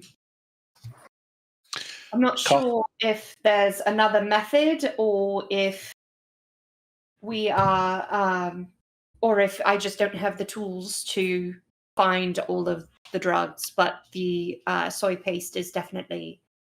Yeah, his soy calf at his office probably tampered with too. Might be the rest of the things are coming. Right. But there's no point in replacing it until we find the. No, yeah, I was just lay an ambush here. That's clearly not going to work now. So we need to find a place to put him till we figure this out. Can we use the meat locker in your stuffer shack? Looking at Nova. I mean, yeah, I guess. So I just I do have a little question. Y'all are saying that this is, we got people watching us. we do So now. might be thinking to not make plans where folks can hear you in case someone's listening now. I mean, if they are, I am available for parties if you're looking for an entertainer. But otherwise, if we're trying to keep someone safe, we may want to talk about it somewhere a bit more private. Oh, then no, we can't put him in the meat locker. And it's at that point All right. that Well, I will message you. it's at that via point that email. Violet, you hear behind you a massive croaking sound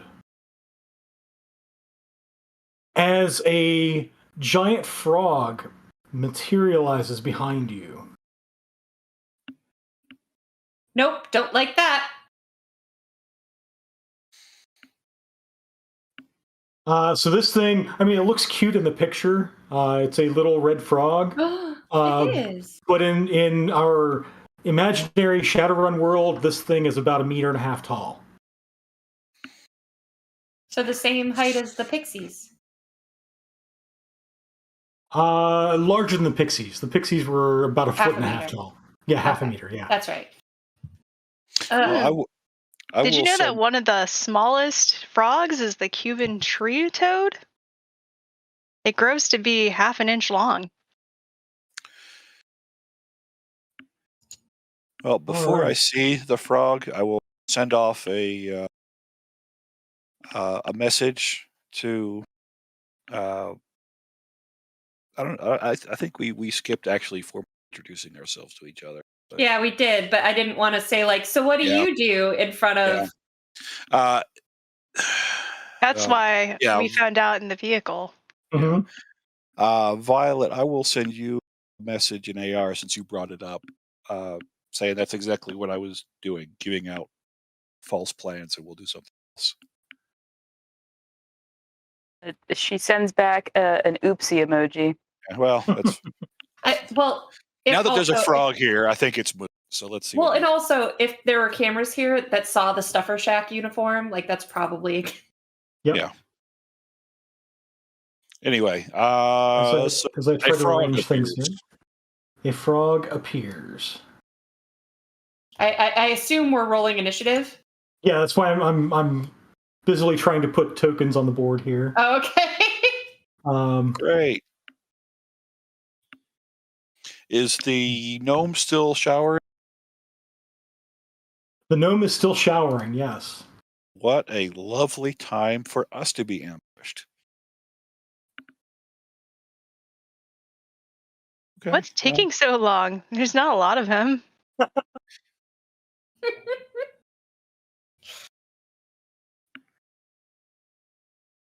Okay, so you should be able to click on your tokens and roll initiative now.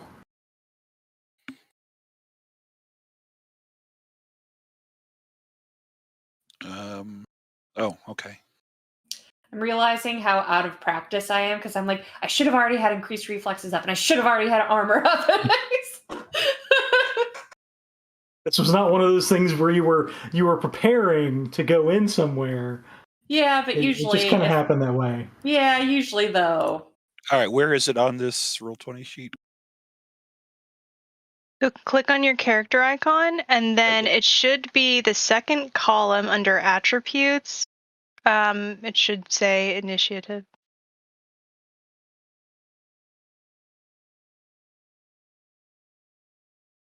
Carry social. There it is. Thank you. You're welcome.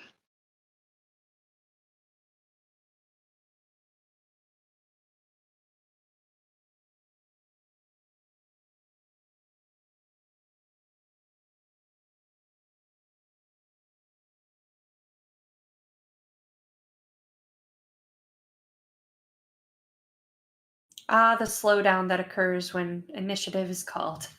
Yep. Okay. So now we have our turn order, and this is a relatively small combat even. So let's see here. Believe that is.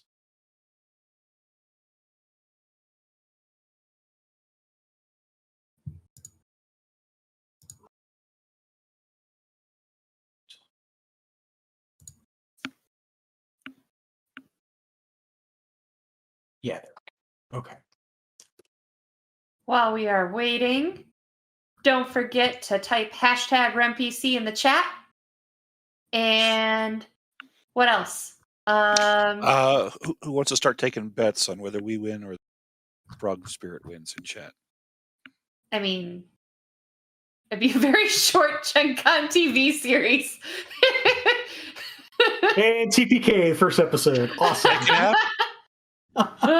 If Tom had to redo the intro and credits, he's going to lose his shit. So we can't.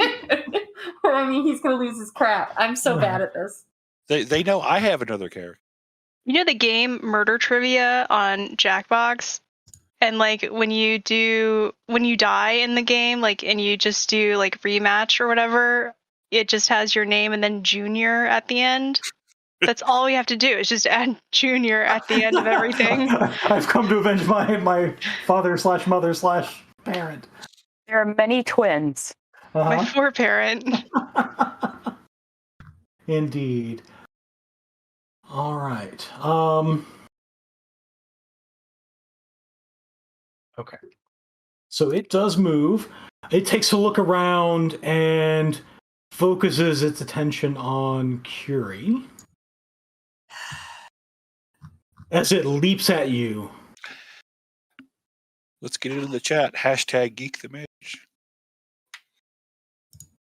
I don't like it. I don't like it.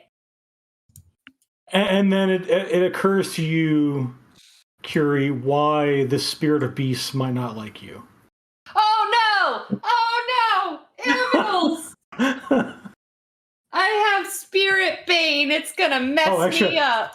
Actually, I should not have rolled that yet. I've gone way out of order for combat. I need to find out things like what is your defense rating? I don't want to talk about it. It's not below 5, is it? It is exactly 5. Okay, exactly 5 is good enough for you to not yield an edge. Hooray! It is an attack value of 8. So neither of you gets edge for this. So I will re-roll that dice pool of 9 because I rolled it out of order. And still roll 4 hits. I don't like it. I don't either. So I roll my... You need a defense roll. Reaction plus intuition? Is that how it works? So there should be a defense button on your sheet. Oh, there is? Oh, look at that! I like buttons. There it is. I don't have to think when there's buttons. Okay. So if you'd like to spend some edge, now might be a time to do that. I think I would. Let's see what I rolled here. I rolled Hey, I have a 4 in there. Let's do that thing where I magically, with my magic mage powers, and also edge, turn it into a 5. So now I have 4 hits. Okay. So I'm forgetting this edition ties go to the attacker. It'll still hit on a tie, yeah. Yeah. Oh, poopy! Okay. Well, at least it does less So- damage, right? Right. It'll do less damage. That's right. So Okay. you're only soaking 2 damage to 3. I mean, I can handle 2 damage a lot better. And I roll my something else for that, right? There should be a soak button. If not, it's just body. Soak damage. With my body of 2. Ooh. All right. How'd I do? So Oh no! Yeah. so take 2 boxes of physical. Okay. Oh, Shadowrun. I've missed how I can roll dice and never roll a 5 and 6. All right. So that'll bring us to How do I Violet. enter my damage? Where is it? I see the condition monitor. Yeah, you should be able to You- just click on the boxes, right? If you Oh, click okay. on the settings toggle thing, it should show you the boxes. And you said If you didn't see it.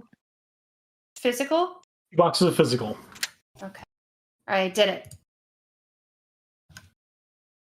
Hey, at least it's not 3. It's not worth the dice pool penalty yet. And then Amber, you said to go where? If you see the little hammer and wrench in the corner, click on that and the boxes should just show up. Yay! I like Yeah. the boxes better. Okay. Yeah. And then we get to Violet now. Great. So I saw the frog materialize. You saw the frog materialize and leap for Curie. Okay. This is a professor apartment, so I assume that there are large books within arm's reach. There are, surprisingly enough, since this is 2080 or 2082, books are not that common, but he's an old physics professor, so he has some really thick reference books. Well, he might be about to have one less thick reference book because I'm Oh. going to take a book and I'm going to hit this frog. Okay.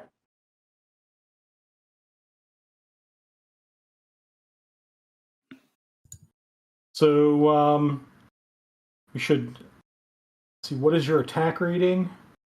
Okay, attack rating. Oh, and I figure with improvised weapons, probably 1 plus your reaction and strength. Yes, and I have the what's it called? The martial art of the cowboy way. Nice. Great name. Mm-hmm. I don't remember what it does, but it's a great name. It does entanglement, which I don't think applies to this. If the frog is small enough, you could catch it in the book, like press it, like a flower. You need a much larger book than that because it's a meter and a half tall. That's well, we never established how big the book was. So Big for the Well- gnome. Well, let me see if that's enough to hit. First of all, I need a defense check. And what was your attack rating? My attack rating. Where does that live? Normally it'd be with each weapon, but you're doing an improvised weapon. So this is what are your reaction and strength? My reaction is a 5 and my strength is a 2. 2. Okay, so not high enough that any edge is going to be exchanged. So I need a defense roll. And it rolls 2 hits. Oh, so close. Unless you'd like to spend edge somewhere there. Yeah, can I spend edge to turn that 4 to a 5? And then that would give me 2 hits, and tie That would goes give- to me. That would give you the tie. All right, let's do it. All right. So yeah, it takes some damage. Let me see. So it does take some damage. But you sort of have it grappled with you've closed the book on part of its mouth, and it's like an open book versus open mouth situation. But you seem to have it more or less grappled at the moment. Nova. Excellent. Guys, be careful. Frogs can jump 20 times their length. And then I take my Ares Predator and shoot it. Okay. I'm holding up my finger and going, but you're faster. What is your attack rating with that?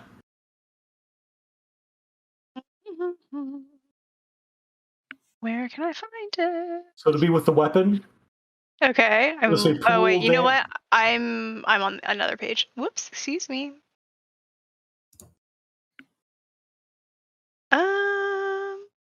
And you are probably at near range. So the second range increment. So 10. 10. That is enough to get you an edge. Oh.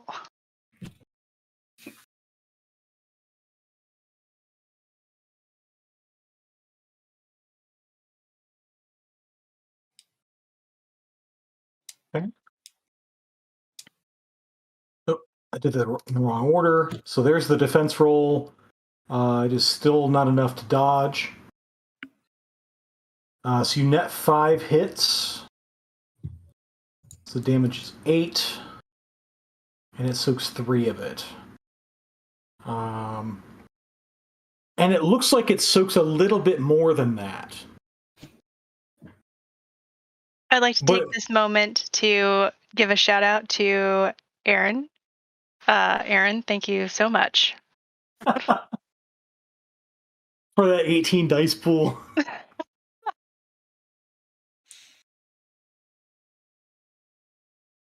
Material Girl. All right. Now that a shot has rang out. So I was going to ask you, could I tell from our prior searching that there was or was not people in the neighboring apartments? Because I was going to think about shooting. At this point, I guess it's moot. So I'm curious. You haven't seen anyone. You didn't see anyone in the hallways as you came up, and you haven't heard anything through the walls. Okay.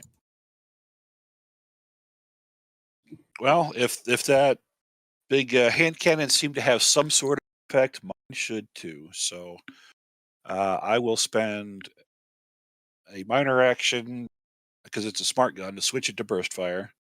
Then spend a minor action to quick draw it and attack. I have a quick draw holster, so I get a minor action. Okay. Where's my? Oh, I put my character sheet. That's no good. All right, I want to attack with it.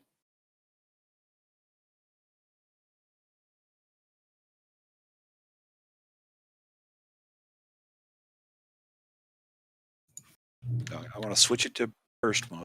All right, so the attack rating is going to be 8 after vacations.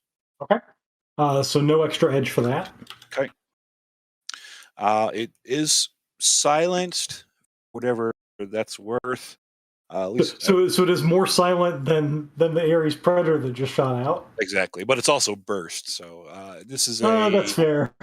Yeah, this is a sliver gun. So hopefully this will. The sliver gun. Yeah, those are pretty well silenced. One of my favorite stealth things about 6C is sliver guns are good.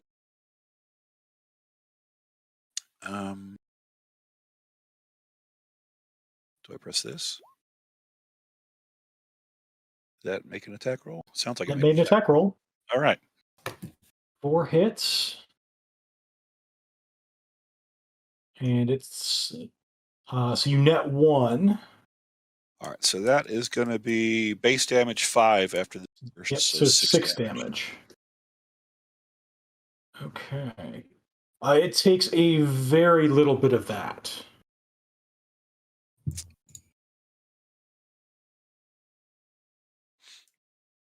Curie.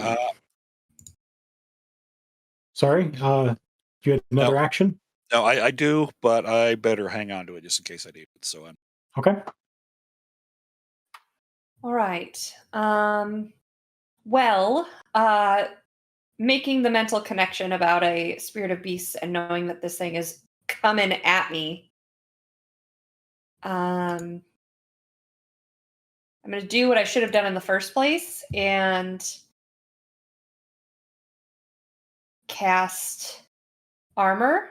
And so Curie sees it and kind of has the eyes wide open of the realization.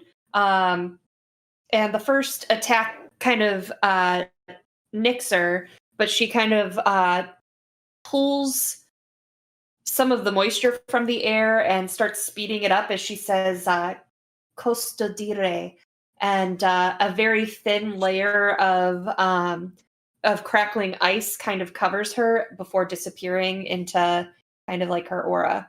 And that is her casting armor.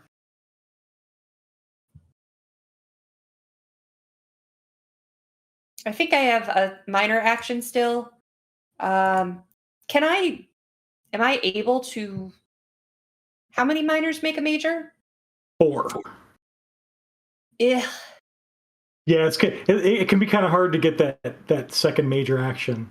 Yeah, I'm really cool, but I'm slow. So, yeah, So, I think by the way, the armor does require a sorcery plus magic test. Sorcery. Oh, sorry. And you're adding the net hits to your defense rating. For some reason, I was in D&D mind where I was like, "Oh yeah, I'm not hurting anything." Just cast so it. Just happens. All right, so then you get to soak drain. Exactly. I don't want to. All right, so spell casting. Let's go ahead and push that button and see what happens. Yep. All right. So you add 4 to your defense rating. Oh, yay! Now I'm a little chonkier. Yep. All right. And I have focus concentration 3. Okay, so you can sustain 3 spells. Yeah, so that one's going to be one of my... Okay. Hold it. And then your drain test. Oh, Can you see me trying subconsciously to get out of this here? Let me change the subject real quick. I'm so bad. All right, where's my spell? To be fair, I'm not always good at remembering to do the drain tests, so... Yeah, it's getting late for me in Eastern time zone, and so I'm like a little slower on the uptake anyway. And also, I just don't want to take drain. So, let's see. Nobody ever wants to take drain. There it is. What did I roll? 4 is what you needed. Yay! No headache, no sweat. No problem. That is ideal. All right. So that brings us to the frog spirit. Just in time for that armor to go up. Yeah, I knew I was going to need that. So, so it keeps at you. Actually, no. It is currently grappled. I am, when I get my custodire out, I am going to say, I'm really, really sorry. Like, I don't want to be enemies. I'm sorry. So Violet, you and the frog will do opposed close combat tests. Okay. You will get an edge because you currently have it grappled.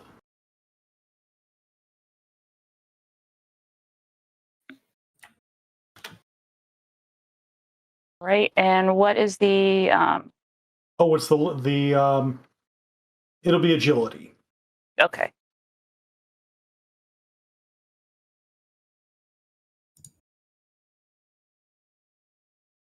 So it's just if I have close combat, is that what we're doing? I'm sorry. Yeah, it's a close combat test.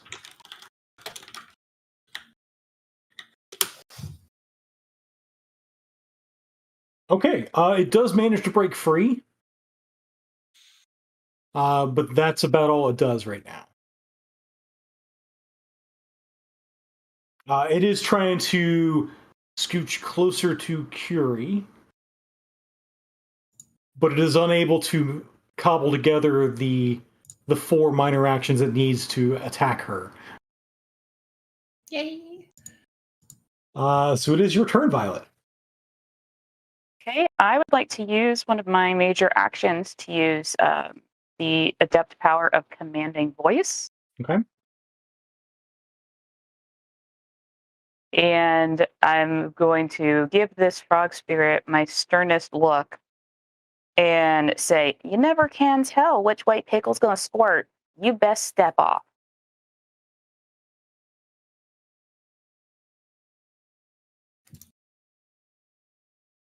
Trying to get them to stop attacking us. Okay.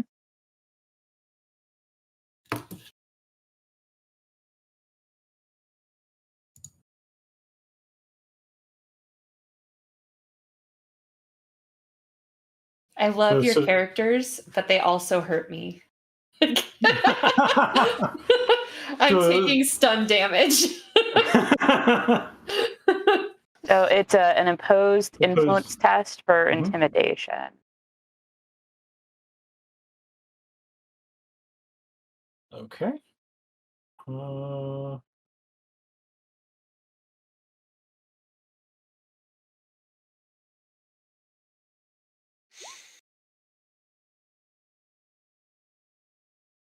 And I get a +1 because I have 1 level of commanding voice. Yep.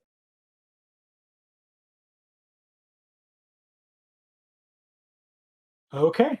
It seems to It seems to have less intent toward Curie and is starting to look at you now.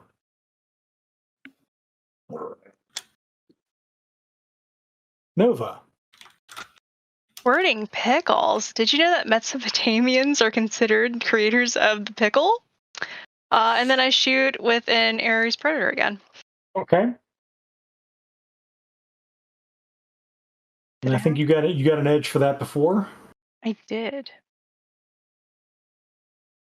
Just 2 hits this time. Whoops. That misses. Oh, well, that sucks. I'd like to walk away. I mean, Further away. you can use some of your Yeah, okay, tasty all right, edge. I'll do it. I'll spend 4 to reroll. Okay. Reroll 16 dice. I don't want people to be disappointed in me that I didn't do it. And remember, any edge you have at the end of the encounter that is in excess of your edge Goes away, goes right? away. So it's meant to be a fluid economy. Sorry, I didn't do take that it from right. there. But 1, 2, 3, 4. I see 5 more. So 8. Okay. No, 7. I don't do math. Fun fact: Amber in real life does not do math well. So 7 total. You net 6.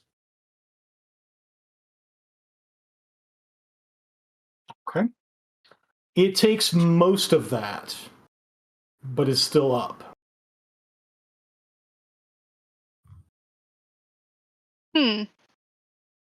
That's a shame. Material Girl. I'm going to switch it back down to single shot mode. It's a minor action, and then Okay. shoot it again.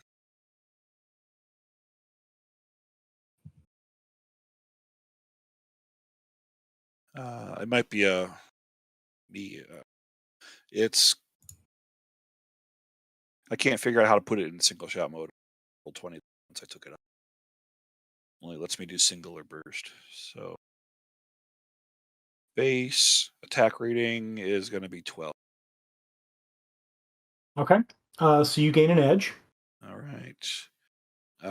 It's only gonna be 3 damage instead of, but it's just gonna work that way because I can't switch it. Oh, shoot. I totally forgot to do what I was gonna do for shooting. Okay. But I have an edge.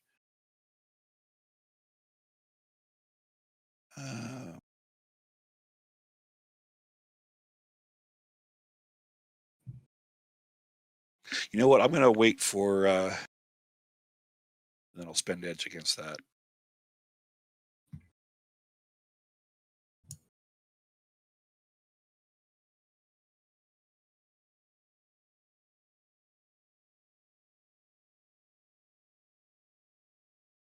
Oof.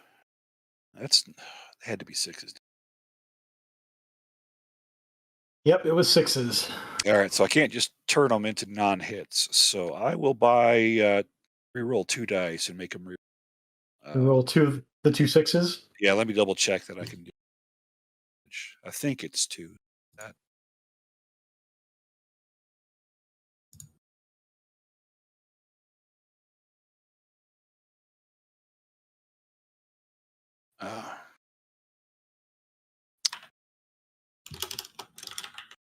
Oh no, it's only 1 edge. Okay, It's 1 edge per.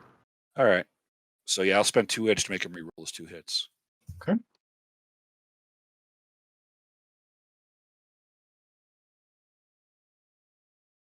Okay. So it does fall, and as it falls, it sort of dissipates into nothingness.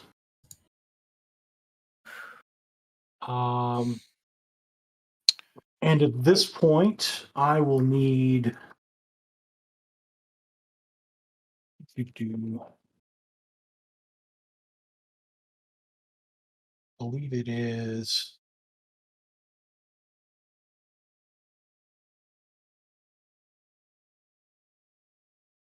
I will need Violet and Curie to both make body plus willpower tests. Oof. Oh no. I have a sneaky suspicion I this now. Oh, that was just willpower. Oops. I'll just roll body now. Yeah, just go ahead and roll body, okay? 4 hits is the number you need. Oh, phew. Oh, phew. Okay. Yeah, you're realizing you got a little too close, and there's a little bit of venom a little bit of contact poison that rubbed off on you, but you're able to resist it. Frog funk. Nova, you didn't tell me they were poisonous. You just told me they were small. They can jump 20 times their body length. That's also impressive, but still not poison. I mean, you didn't give me the chance to tell you. I take my chance to cast increased reflexes as I hike my butt on over to the sink and start washing off where it touched me. I would like to observe in detail and listen for signs of people responding to violence and gunshots and or people sneaking towards us.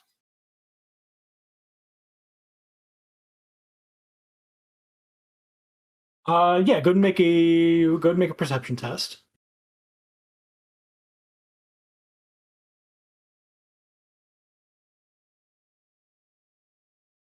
Nice. I'm good at hearing things.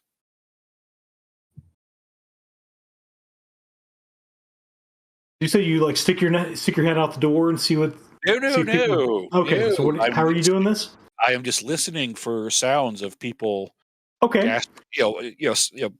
Audible sounds that are given away that people are either coming towards us or responding in. Yeah. So you do hear with 6 hits. You do hear down the hall. A couple of doors open. You hear people saying things like "What the deuce," and then the doors closing again. All right. Shower's over. Throw on some clothes. We got to leave now. I accidentally rolled it twice. But I will roll my drain. We'll take the 2 because I did that one first. Yep. Hey! Still feeling good. As we head out with him, too, I'm going to cast invisibility on him. On him, okay. On Redstone. Okay. Let me take a look at that real quick. It's improved invisibility. Improved invisibility.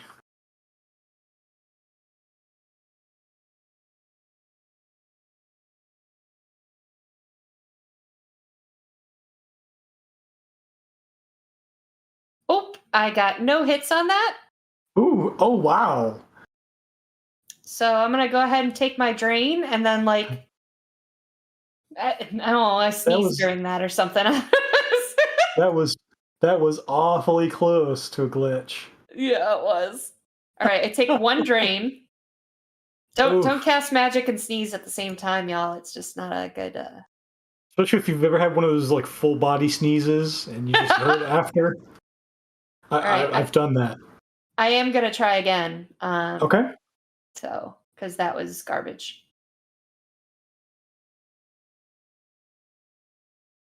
All right, are you gonna let me do it? There it is. There we go. 6 hits. Let's see how bad my headache is gonna get. Hey, I'm okay on that one. So you do notice that as you're casting it, some of the energy sort of grounds out through him, and the spell affects him, but not as much as you would like it to. Stupid cybernetics.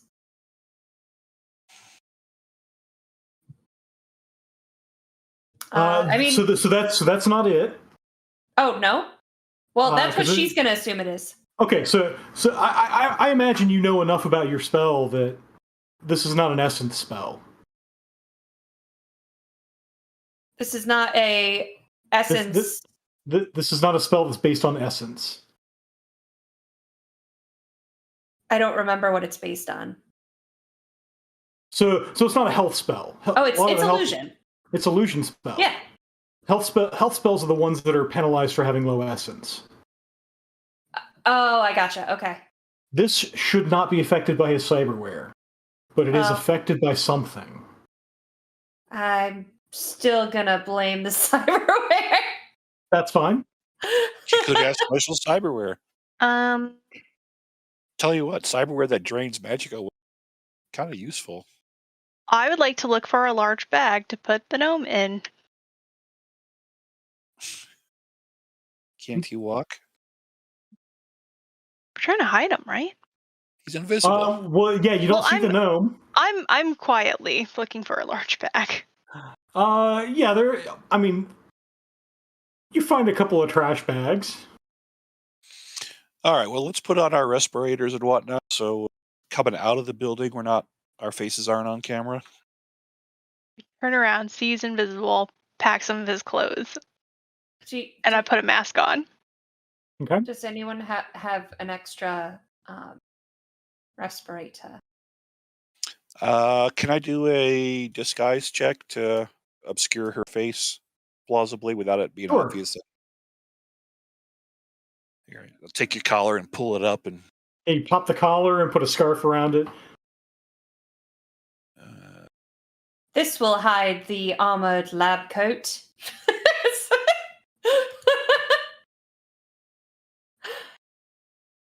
Well, it's put it on inside out, of course. I mean, that goes without saying. You've got a blanket. You can wrap a blanket around yourself. All right. All right, let's go. All right, so you pack up and leave the apartment.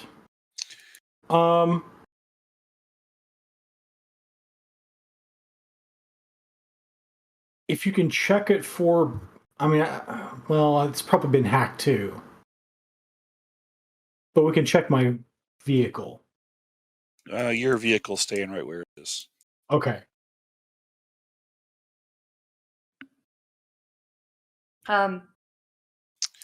Material. Can you? I have a motorcycle. I can take him pretty easily. If you guys want to go about a block away and wait for an Uber to come pick you up, we can rendezvous somewhere. Right. Sure. Why don't we rendezvous at that soy bucks I mentioned?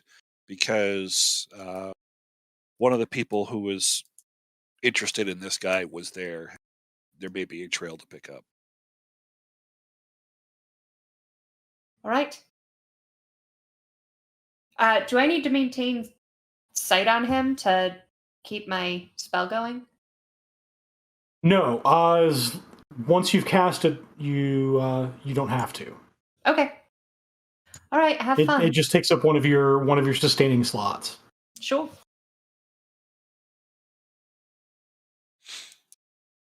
So if he's a gnome, I could probably put him in a saddle. Material, can you call us? He's not quite that small. Rude. Can you call us a cab? Yep. Like I said, it'll beat you about a block away. That way, you don't have to wait here on the corner because the police are sure are on the way.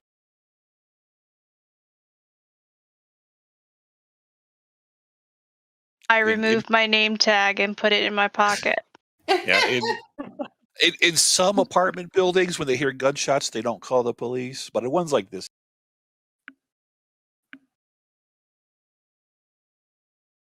so you guys do manage to get out. The hired car picks you up. and going to a soy bucks is a very nondescript, non-memorable place to be dropped off at. The three awkwardly uncomfortable women in the back, though, are a little more memorable. Still silent. Still not sure who each other is yet. And as we go back to the soy bucks that Material Girl began this mission at, we're gonna break for our 5-minute break, and we'll be back to pick up the investigation. And don't forget, you can type in #RemPC in the chat to enter to win a Shadowrun 6th World Seattle Edition core rulebook that will be shipped to you. So stay tuned after the show so we can get your information and send it. And you can get extra entries by going to remalternus.com/Nguyen. All right. Thank you, and see you in 5.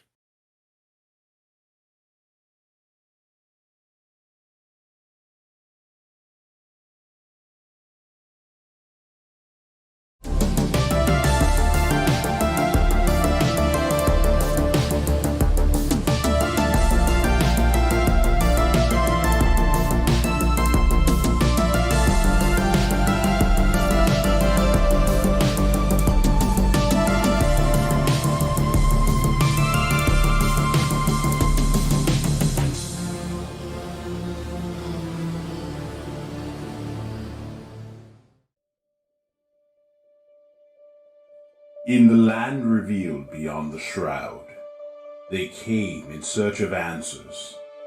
Drum had always known her place, but Imari never found hers.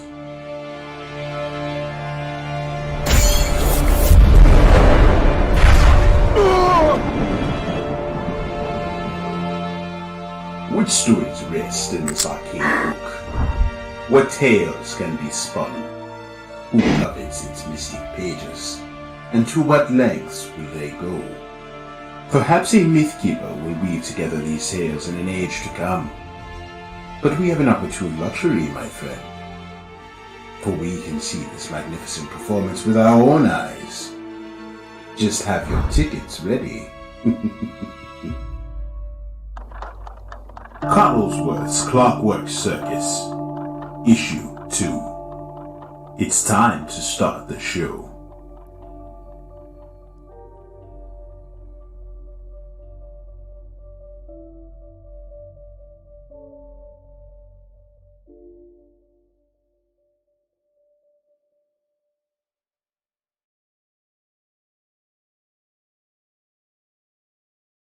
Boo! What a spell! Spell. Spell! Spells. She says spell like 92 times. You gotta feel it. Spell, spell, spell, spell, spell, spell, spell, spell, spell, spell, spell, spell, spell, spell, spell, spell, spell, spell, spell, spell. Oh, what the heck?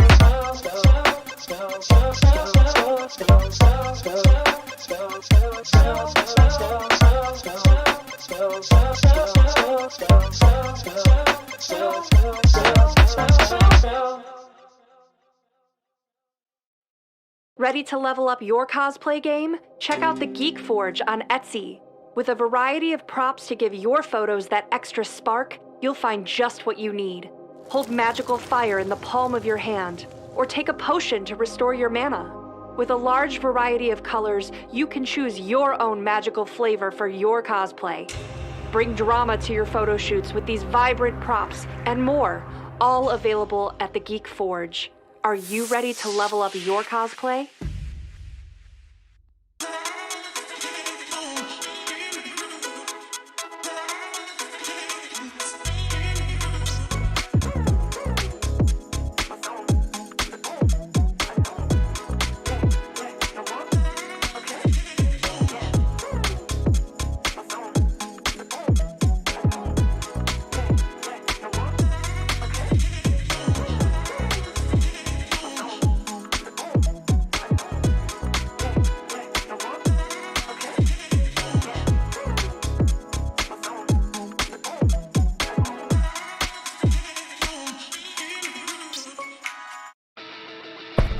Misspent Youth, Fall in Love, Not in Line, is the next evolution of the world's best rebellious punk RPG.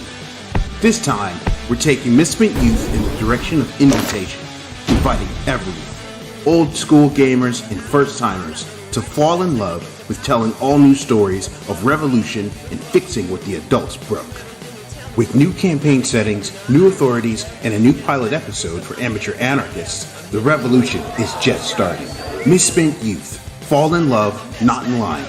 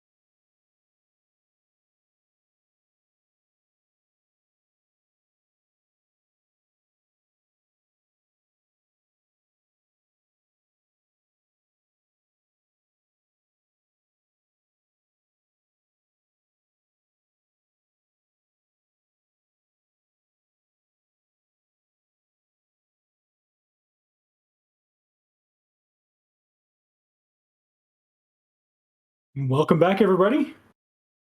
Our intrepid runners have just fled the scene of a shooting. At least that's how it's going to be spun. In reality, the frog spirit just attacked them, and they had to shoot it down. I believe they are now on their way back to the soy box. And so you guys arrive there. Before we go in, whatever clothes he put on, I want to wave the bug scanner over just to make sure he's clean. Okay. You do find one. You do find a bug, so you're able to pull it off and sort of toss it off the bike as you ride by. Yeah, I should have done that before we. I will stick it on a car out front. soy bucks rather than just throwing. Okay. Go ahead and make a. We'll call that a stealth check. Palming.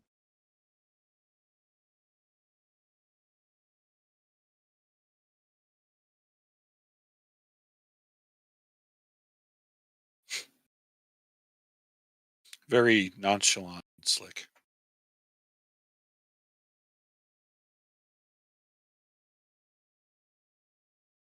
Yeah, it is.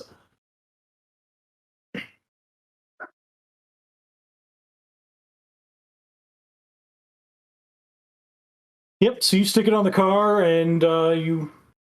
Do you go into the soy box? Uh,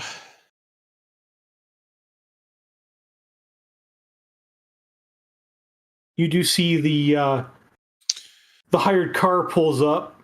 I'm gonna have. Okay, yeah, I don't know how long it's gonna be. We may as well all go. The person who was eyeing them, this was what, a female human? Female human. I suppose our luck isn't good enough. She's here on duty. We go in.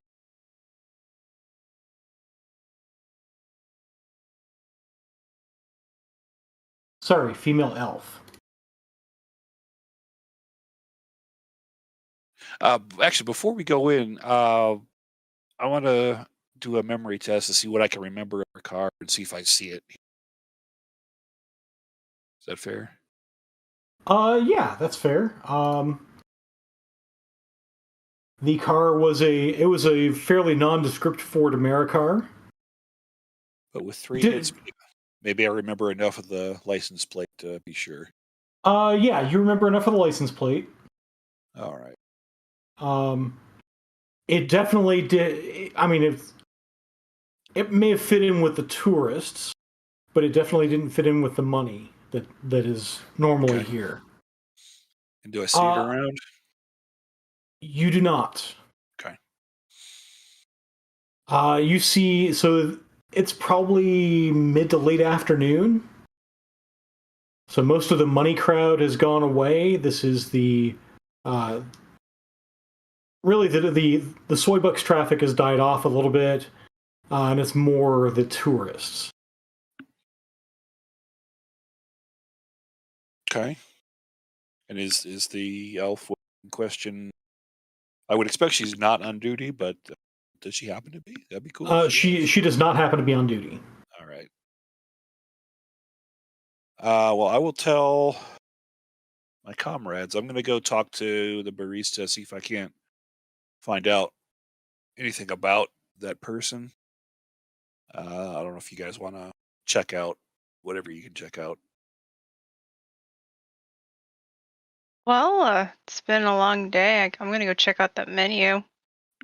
Fair enough. All right, so you guys get in line, and I mean the line's not terribly long. There's a we'll say a human male at the counter.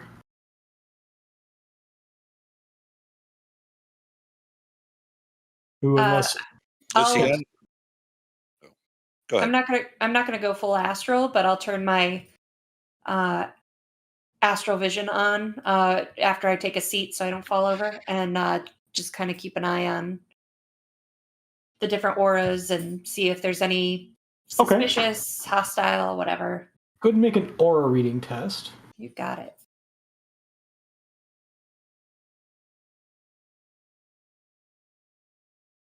Do you want astral or astral signatures? Astral signatures. Okay. Okay. 4 hits. 4.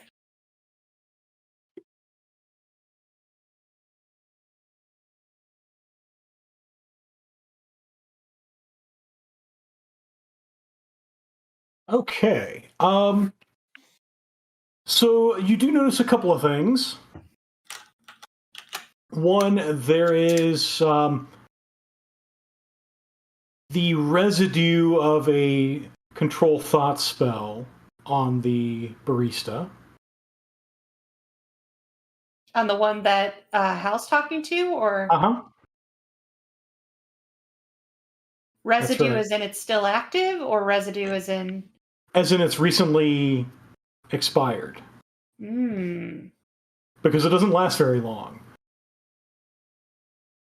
All right, now I'm looking around for mages. The signature is familiar. No. Yeah. No cologne. Yep.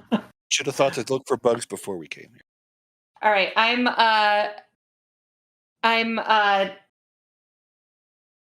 gonna start looking for mages. Those auras should pop. So I'm purposefully scooting a little closer to my invisible friend, like just kind of leaning over, but like kind of half blocking, so that if a shot comes, like it's my job to take it. So. Ooh. Okay. So you don't see a mage in here. I mean, you see a couple of people who have maybe a basic talent, but they're not the signature you're looking for. No one that smells like frog cologne. No one that smells like frog cologne. You do also get, with 4 hits this time, the gnome has essence 2.2. And he is loaded with more wear than just the aluminum bone lacing.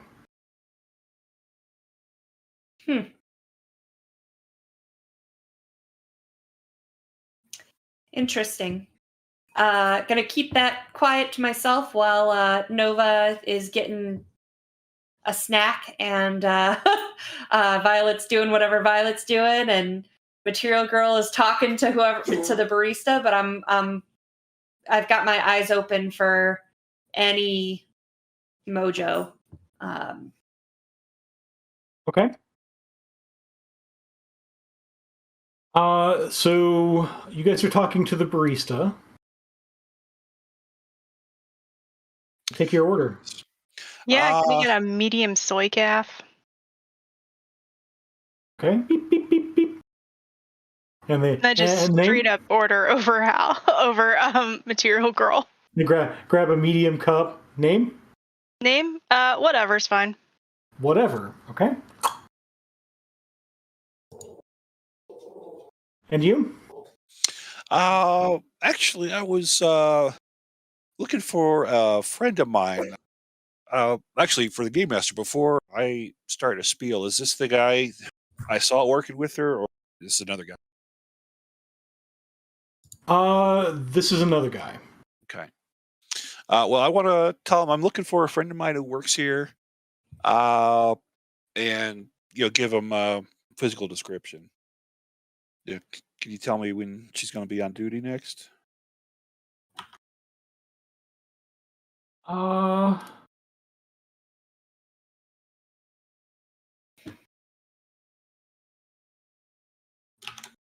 only seen her in a couple times. I mean, I didn't think she worked here, but I mean, she was here the other day. Well, now that he knows who I'm talking about, I definitely want to apply him for everything I can get out of him. Okay. Should I roll con? Yeah, go ahead and roll con.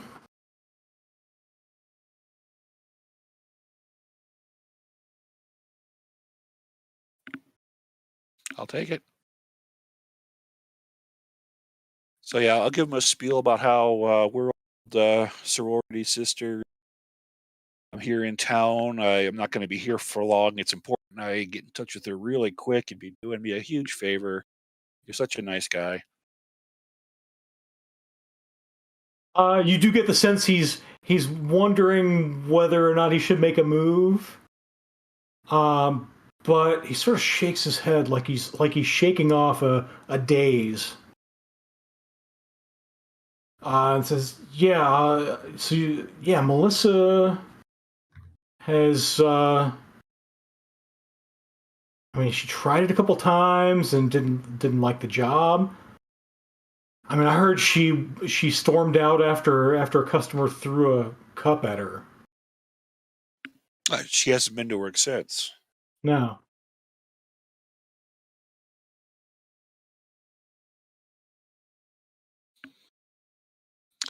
Say, are you? You look like a really responsible fellow. Oh, yeah. Well, you wouldn't mind if since you was working here, I'm sure you got a com code.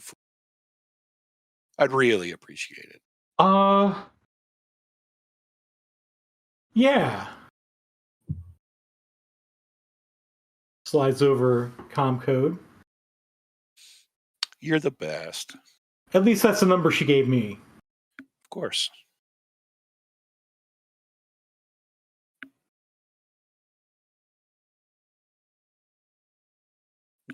Okay. Can I get you something? Oh, you already did. You're the best. Oh, okay. Look at his name tag and pretend like I knew what his name was. Evan. All right. I'm going to go. Medium soy calf coming up. Yep. And so he slides your soy calf across. Soy calf for whatever. All right, whatever. And I take it and I walk out. All right, then he turns at that point and goes over to the so there's a drive-through window as well. And you get the sense this is the only barista you've seen, so he's starting to get a little overworked, but I mean it's not exactly the morning rush or anything. All right, this is good. So, you get the sense that probably the manager said, "Yeah, you can handle an afternoon shift by yourself." All right. I want to. Violet, are you talking to him? No, I was checking to make sure folks is behaving while we're here in case someone's looking suspicious. All right. So who is talking to him? Nova? I mean, well, who's picking up the drink? I'm not. Me. Nova Me, picked up the drink. yeah. Okay. I want to send you a message saying, keep them talking. I know there's a back door. Can I see from where we are whether there's any other employees in the back? You do not see any other employees. All right. I'm going to go around and break into the back. Hey, you know what, dude? Can I actually get some soy milk? Oh yeah. Is that one out? And he points over to there's like a little carafe. Yeah. Hand it over here. I'll get another one. Okay, go bring it to him. All right. I'm real slow about it. So with that, I will give Material Girl an edge for the stealth check. And additionally, too, while this is going on, just to let you know, I think I'm going to go ahead and summon myself a spirit. Ooh, okay. When I have a chance. Like right here in the soy box. Well, like it's not like it's going to manifest right in front of me. It stays on the astral. Yeah, that's fair. So, all right, let's try this out. Summoning. All right, I'll go ahead and roll stealth for when. Cool, Okay. thank you. It's gonna come up.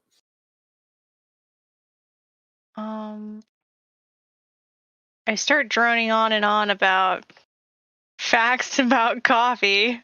Oh and my gosh. while I give him some facts, I'm just like holding the carafe, like no, you know. So that gets him talking for a while because apparently, like to work at the soy bucks, you have to know a lot about the history of coffee. Yeah. And so he goes into the spiel and it's all. I mean, he sort of builds off of what you're saying, and you end up this conversation lasting like 10-20 minutes. And Material Girl, you have no problem getting into the back undetected. There is no one else back there. Okay. Curie, what is the force of the spirit you're summoning? I think. Do we call force in 6? Mm-hmm. Oh. Yeah. Because it's a roll force times 2 to oppose you. Sorry, I thought it was about the rolls. It's been a while. Okay, so let's do a for old time's sake, I'm going to do a force 6. So remember, so what I'm saying is that it's rolling force times 2 to oppose you.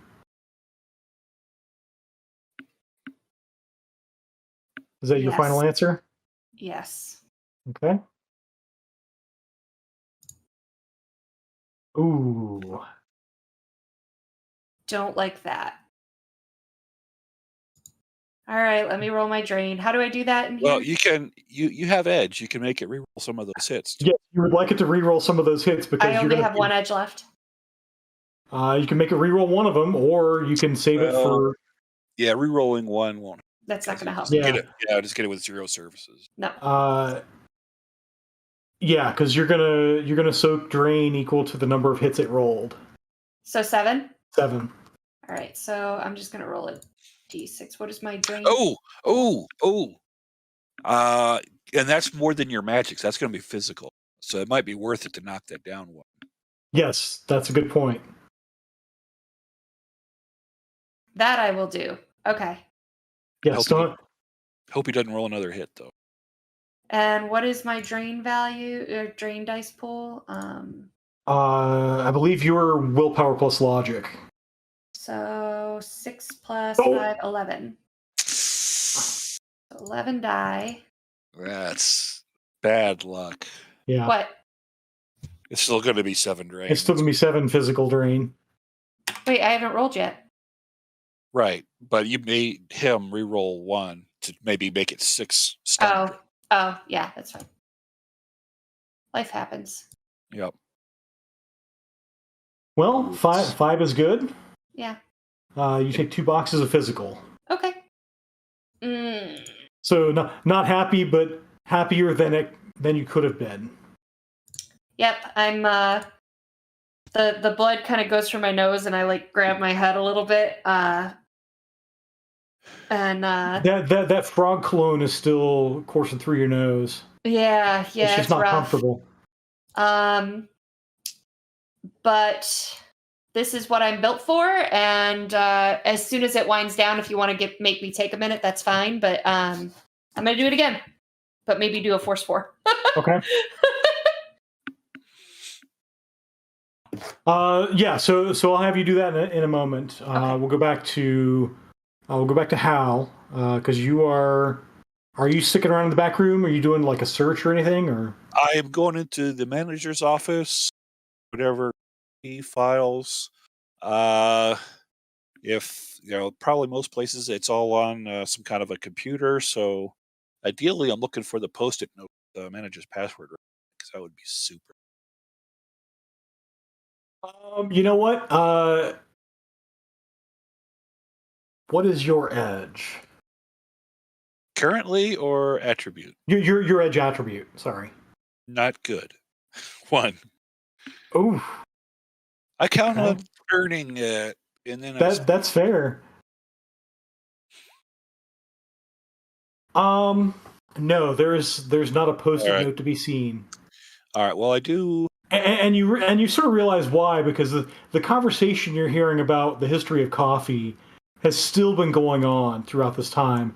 Apparently, the manager's big about knowing things by memory. All right. Well, I do want to see if there's anything I can find about this person, any kind of records or any. Oh, actually, if I can make the security tape player playback and see any recordings of her.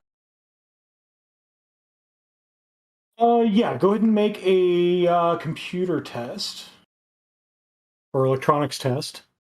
But I can just tell computer, does it? Hello, computer. Exactly.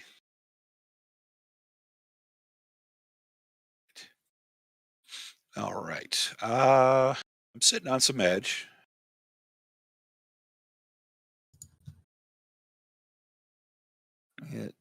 With my 1 edge attribute just now. options. So, what's the worst that could happen?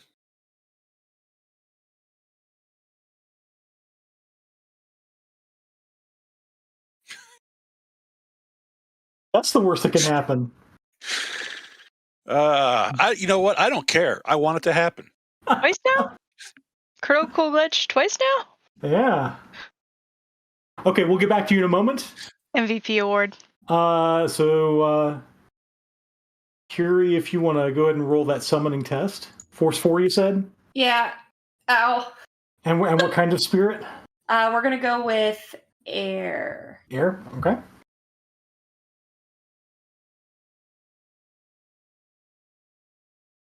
All right. Push all the buttons. So this one is much more manageable.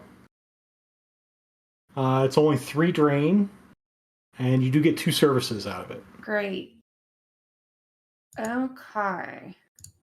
So let me do my drain real quick so I don't forget.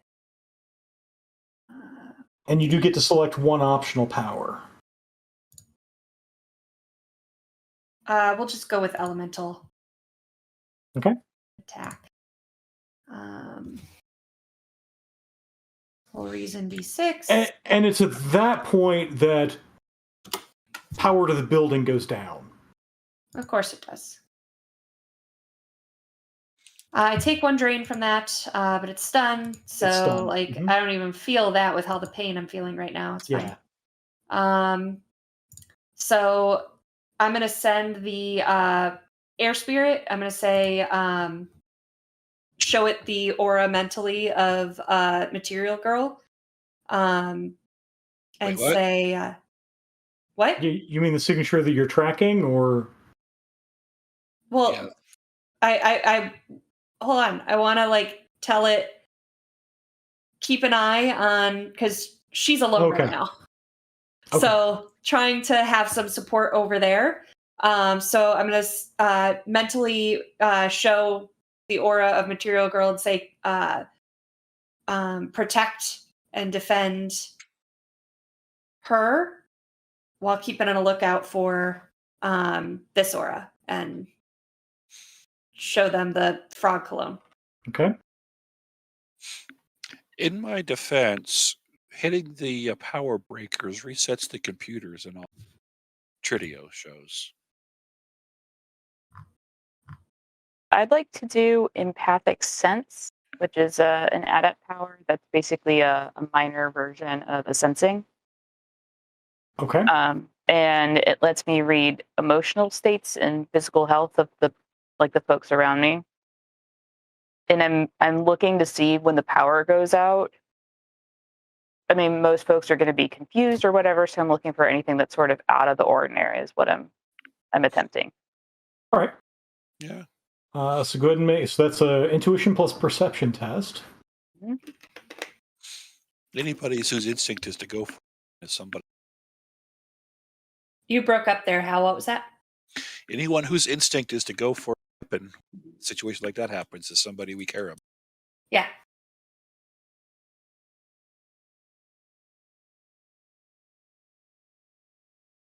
She only has the senses the emotional state of the Karens in the room that are like, but I want my coffee. Mhm.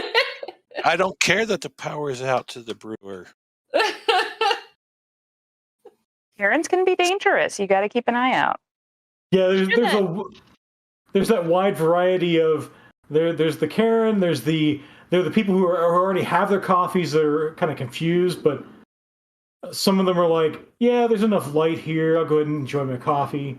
Some of the people in line are more upset because they don't have their coffee yet. People toward the end of the line just walk out. But all of those are kind of what you expect when a coffee house loses power. You don't really see anything out of the ordinary, other than yourselves.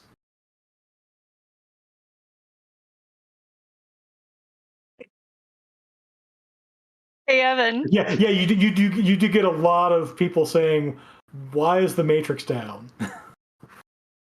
Hey Evan, did you know that outages cost an average about 18 billion to 33 billion per year in the UCAS alone?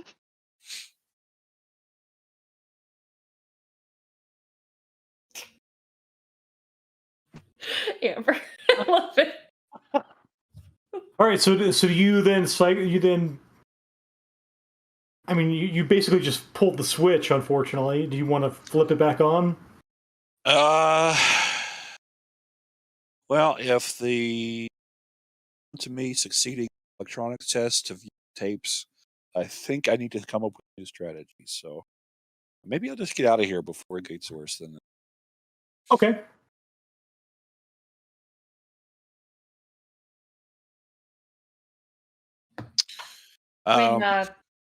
When Material Girl comes back into view, that's when I'll send the spirit to go looking for the aura. Check outside, check like around the block. Actually, before I go back out, is what's Evan doing? He's kind of looking around confused. This apparently is the first time this has happened to Evan. But you sort of squeaked out toward the customer area, out of the manager's office, just in time that as he looks like he's going to go back to the manager's office, he doesn't appear to have noticed that you've been back there. All right, I want to. I don't know how the layout works possible. I want to get up where the baristas were once he leaves. What I want to do is look, because I remember the elf had reached down in what seemed to be an unusual place to pull the cup. I want to see what's going on there. Okay.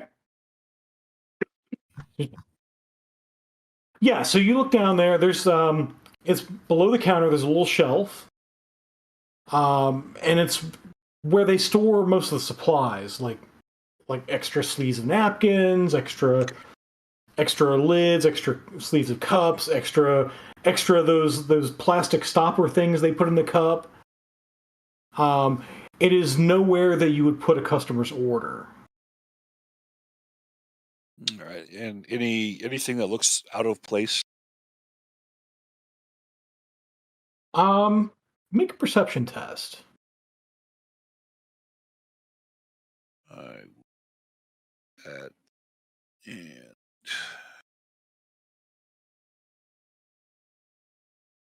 this is what I'm probably going to spend edge on. Although I'm better at hearing than looking. Well, this sounds a lot more like a looking. And this will be a looking test, a visual test. Exactly. Oh, I should have. I get a bonus from vision enhancement. So does that work? Yeah, that'll be enough.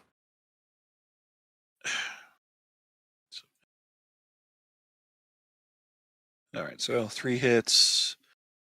That's a 4. All right, so I got 3 hits. I see 1 4. Is that right? Yeah, I see 1 4 in the main pool. All right, I will spend 2 edge to make that an extra hit. Okay, very good. So 4 hits. Yeah, so you as you're sort of looking around, you're not like taking your sweet time, but you are giving it a fairly thorough once over. As you look where the little shelf where that cup you think would have been pulled from, you do see further back. There is what looks to be the backing for a patch, for a drug patch. Yeah. It's like the little piece of plastic you peel off. Yeah, I'll grab it and vault over the bar and get out of here before he comes back up and sees me. And then a couple of the people in line, hey, can you get me a? And you kind of ignore them as you go by. I'll hand him a cup, just an empty cup. But you didn't get my order. And by then, she's gone. Yep, I don't acknowledge him other than, here you go, here's a cup.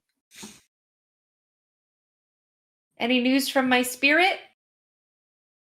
Yes, so I need to roll a search power.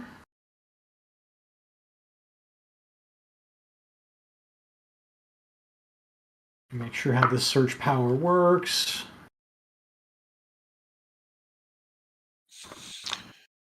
Magic intuition.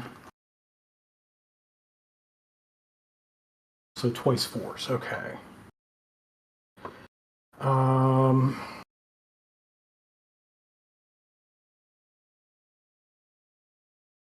I'm going to grant it an edge because you gave it a particularly good astral signature. Sight and smell. There we go. Trying to think if there's anything I need to use one edge for, and there's not much. I'll take its edge.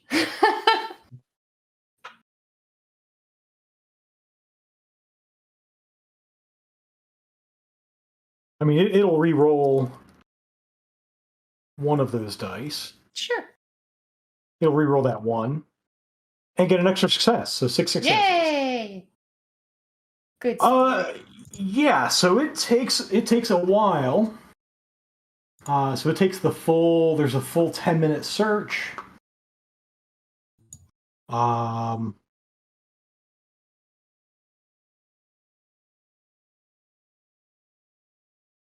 It does tell you that because it's mentally linked with you. It does tell you that it has detected the mage's signature in the back of what must be a Ford Americar, about a kilometer away,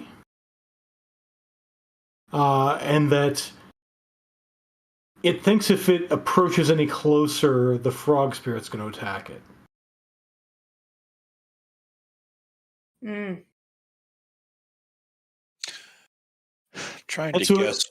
And so it returns. So you get a sense of where that signature is. Yeah, I whisper to Violet, who's been sitting with me, what I've gathered about the the barista. I very quietly, or actually, you know what? I'll subvoke it. The barista, and I'll subvoke it to everyone because I'm subvoking. I remember how to play Shadowrun. Well, yeah. So the barista had mind control or control thoughts spell cast on it fairly recently. It's out now. It's not still functional. And then my spirit found the mage in a Ford Americar about a kilometer away. Frog spirit is resummoned. And I know where it is if we want to confront or track or.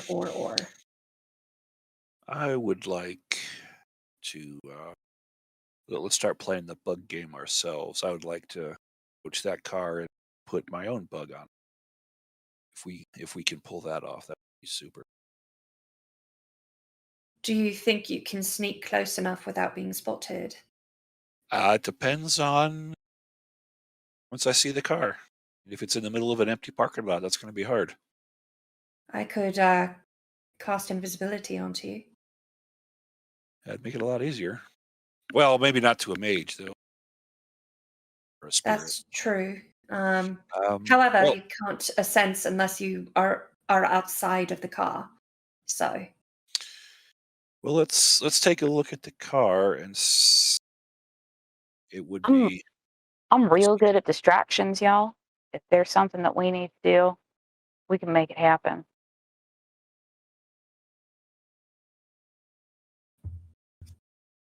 So it might be helpful to get in position and have Violet draw their attention while. Well, I bet they're going to recognize us. They see. Yes, at this point, any they of see us us, on camera. It'll probably give the game up.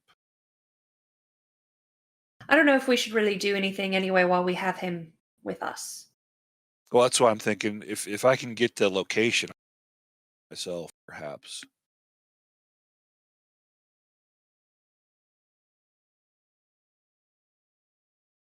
Yes, you have the location. I can direct you there. Okay. So we're just worried they're going to recognize us. Well, yeah, it's possible because they got a good look at us while we were in the gnome's apartment via the bugs. Okay. Tell you what. Let me use a little cowgirl's room for a moment. And if Nova has some of those clothes that she grabbed from the professor's apartment, see if I can help out. The only thing is, too, the spirit, if they have it on surveillance, which it sounds from my spirit like they do, then they're going to recognize our auras. Maybe, maybe not. If there's a lot of, I mean, if they're like parked on the side of a sidewalk, there's people walking past anyway, it's probably going to be fairly doable. Did I get a view from the spirit of what the area looks like? So it's in a parking lot. It's not alone in the parking lot. It's a fairly well-populated parking lot. And as you sort of look up where that parking lot is, it looks like they're parked outside a restaurant. Restaurant, parking lot. You Okay. might be able to get close enough, but you want to keep objects between you and the spirit so it can't see you. So ducking behind cars until you're close enough, that kind of thing. Yeah. Okay. Yeah, I was looking at my, I think I remember my electrochronic, so that's sad. Okay. I give Violet the clothes. So Violet goes into the little cowgirl's room, and I'm going to use cosmetic control. And that is going to allow me to change my features within the confines of my metatype. So I'll still be an elf, but I'll be a different looking elf. You have the first level of cosmetic. Yeah, I do. control. Yes. Okay. I have the first level of it. All right. So just change everything about me. So looking at the situation, does it look like it would be easier to just like go full ninja and try to just not be seen at all, or not, or try to disguise myself and appear to be like a regular pedestrian and just incidentally pass by the? I think going full ninja because again, like whatever disguise you have isn't gonna fool the spirit if it sees you. Yeah, it before it appeared, it could have taken good looks at all of us. That's true. So Now, here's an idea though of how we can maybe work together with this. So if Violet is our distraction and the people in the car are distracted by her, then do you have cyber eyes material, girl? I have some enhancements, but not actual full-on replacements. All right. Well, one of the things that I could potentially do is have the spirit be up above in the sky or hidden somewhere and give the kind of a view of the area. Meanwhile, I can mentally communicate and kind of give you the go ahead of like it's coming around the corner, stop, or keep going, coast is clear. Sure. At least you can All right. and If safe. and Violet want to have some sort of disturbance to draw attention, we can disguise them so at least they're not recognizable physically as them. Indeed. And I will find a bathroom and change out into ninja clothes rather than street clothes. Put on some of the professor clothes because my skill does not let me change my clothes. So the professor clothes are all gnome sized.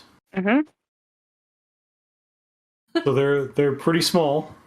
Violet's like, yeah, I know. Yep. Yeah. I'm going for like crop top and like Okay. you know, Daisy kinda- Dukes and crop yeah, top. so pants worn like Daisy Dukes and like a waistcoat that is like that bears the midriff. right, exactly. Okay. I know If what you this want to signing be up for. distracting, that's Yeah. distracting. Yeah, you can certainly manage that. So my plan is to go over there and find somebody and pick a fight with them about stealing my man. That's my plan. Love it. I'm gonna let y'all in on it if it starts to get a little wild over there. 'Cause those fights are always good fights. Everyone wants to know what happened when you stole somebody's man. They always want to know. I don't make the rules. I just know them. Because they are watching these places, I think I'm going to, when we leave, go invisible as well. And I'll stay with the professor. And we'll stay hidden and close by. Are we able to tell, is the person still in the car by the time we're getting ready to go? So are you having the spirit hang out there? And watch? Yeah. Yeah. Okay. So first of all, I'll ask you: is there thematically a type of restaurant you would like this to be? Well, we're near the soy bucks. That's in the fancy part of town. So maybe this is like fancy Italian date night kind of Okay. place. So yeah, so it's not like really upscale, but it's upscale enough that it attracts the tourist crowd. And that a scene would definitely occur if if a fight broke out. So the spirit reports to you that it looks like the people in the car, and there are 4 people in the car, Okay. are having an argument. And then, so I mean, the body language suggests they're having an argument, and then finally the argument ends, and they all get out of the car and go into that restaurant. Oh, well, that makes our jobs much easier. Hopefully. Right. Interesting. Okay. Yeah. And what is the frog doing? The frog is hanging out with the mage in astral space, so it sort of goes into the restaurant with him. Oh, okay. All right. So this happens before we can pull the trigger on our plan. We're still getting organized on that. Yeah. Okay. What can we tell of the 4 people we saw? So it gets to tell what it can see in astral space. So let me roll a sensing test. Because I was gonna say it's a bug in the car. Why don't we just take her? But now there's 4 of them, so that is interesting. 3 successes. Okay. Not surprised the professor did say it was a Shadowrun team. So the things you get. I need all these things open. Where's my sensing table now? There we go. Okay. So looking at the so the mage has magic. Let's see here. Magic greater than the spirit's force. So greater than 4. Mm-hmm. It is the mage you're looking for. It is. It has the frog funk.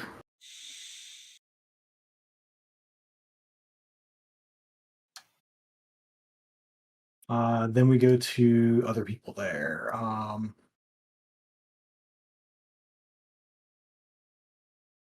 There is a dwarf male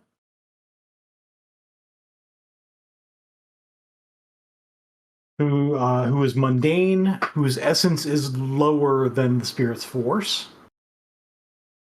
and has quite a bit of cyberware. So cyberware and what else? I'm sorry. Its essence is lower than the spirit's Yeah. force. No Right. magic and a lot of cyberware. Yeah. There's an elf female. I thought she was the mage. Or is there another elf? No. No, the mage is a human male. Interesting. I still can't guess what the hell he controls. Let's see. So the elf female has essence lower than the spirit's force, and significant cyberware. And then we've got a human male who is an adept with magic higher than the spirit's force. So dwarf male cybered up, elf male cybered up, human male adept, and Human male mage. Yeah. Trying to bushwhack them here is not a great idea. So it's for sure. yeah, the goal I think is just get a trace on him. And then I think our next step is get into hiding and find a Decker. So with the hopes of finding a Decker. Well, I'm totally not going to leave well enough alone. I want to bug the car, and surely if they were arguing, it's not over. They're going to keep talking in the restaurant. I totally want to surveil. Violet's right. Everyone loves drama. I know how the world works. Yeah. Well, anything we learn is going to be useful, even if personal relationship drama. So we'll have you guys execute this plan next time. All right. As we're closing in, we're getting close to the midnight hour Eastern time. So I believe we wanted to end a little bit early to allow for some announcements. Yes, we do. So first of all, as we're wrapping up here, last chance to type in #RemPC into the chat for an entry to win a physical copy that will mail to you of the Shadowrun 6th World Core Rulebook Seattle Edition. So get your last chance to enter for that. And don't forget to also go to remalternus.com/newyen to get any bonus entries you want. For every $5 you spend, you get an extra entry, and that helps us pay our cast and crew so we can keep putting on great content for you. And what else? And also, please, if you would be so willing, if you could check out remalternus.com/misspent-youth.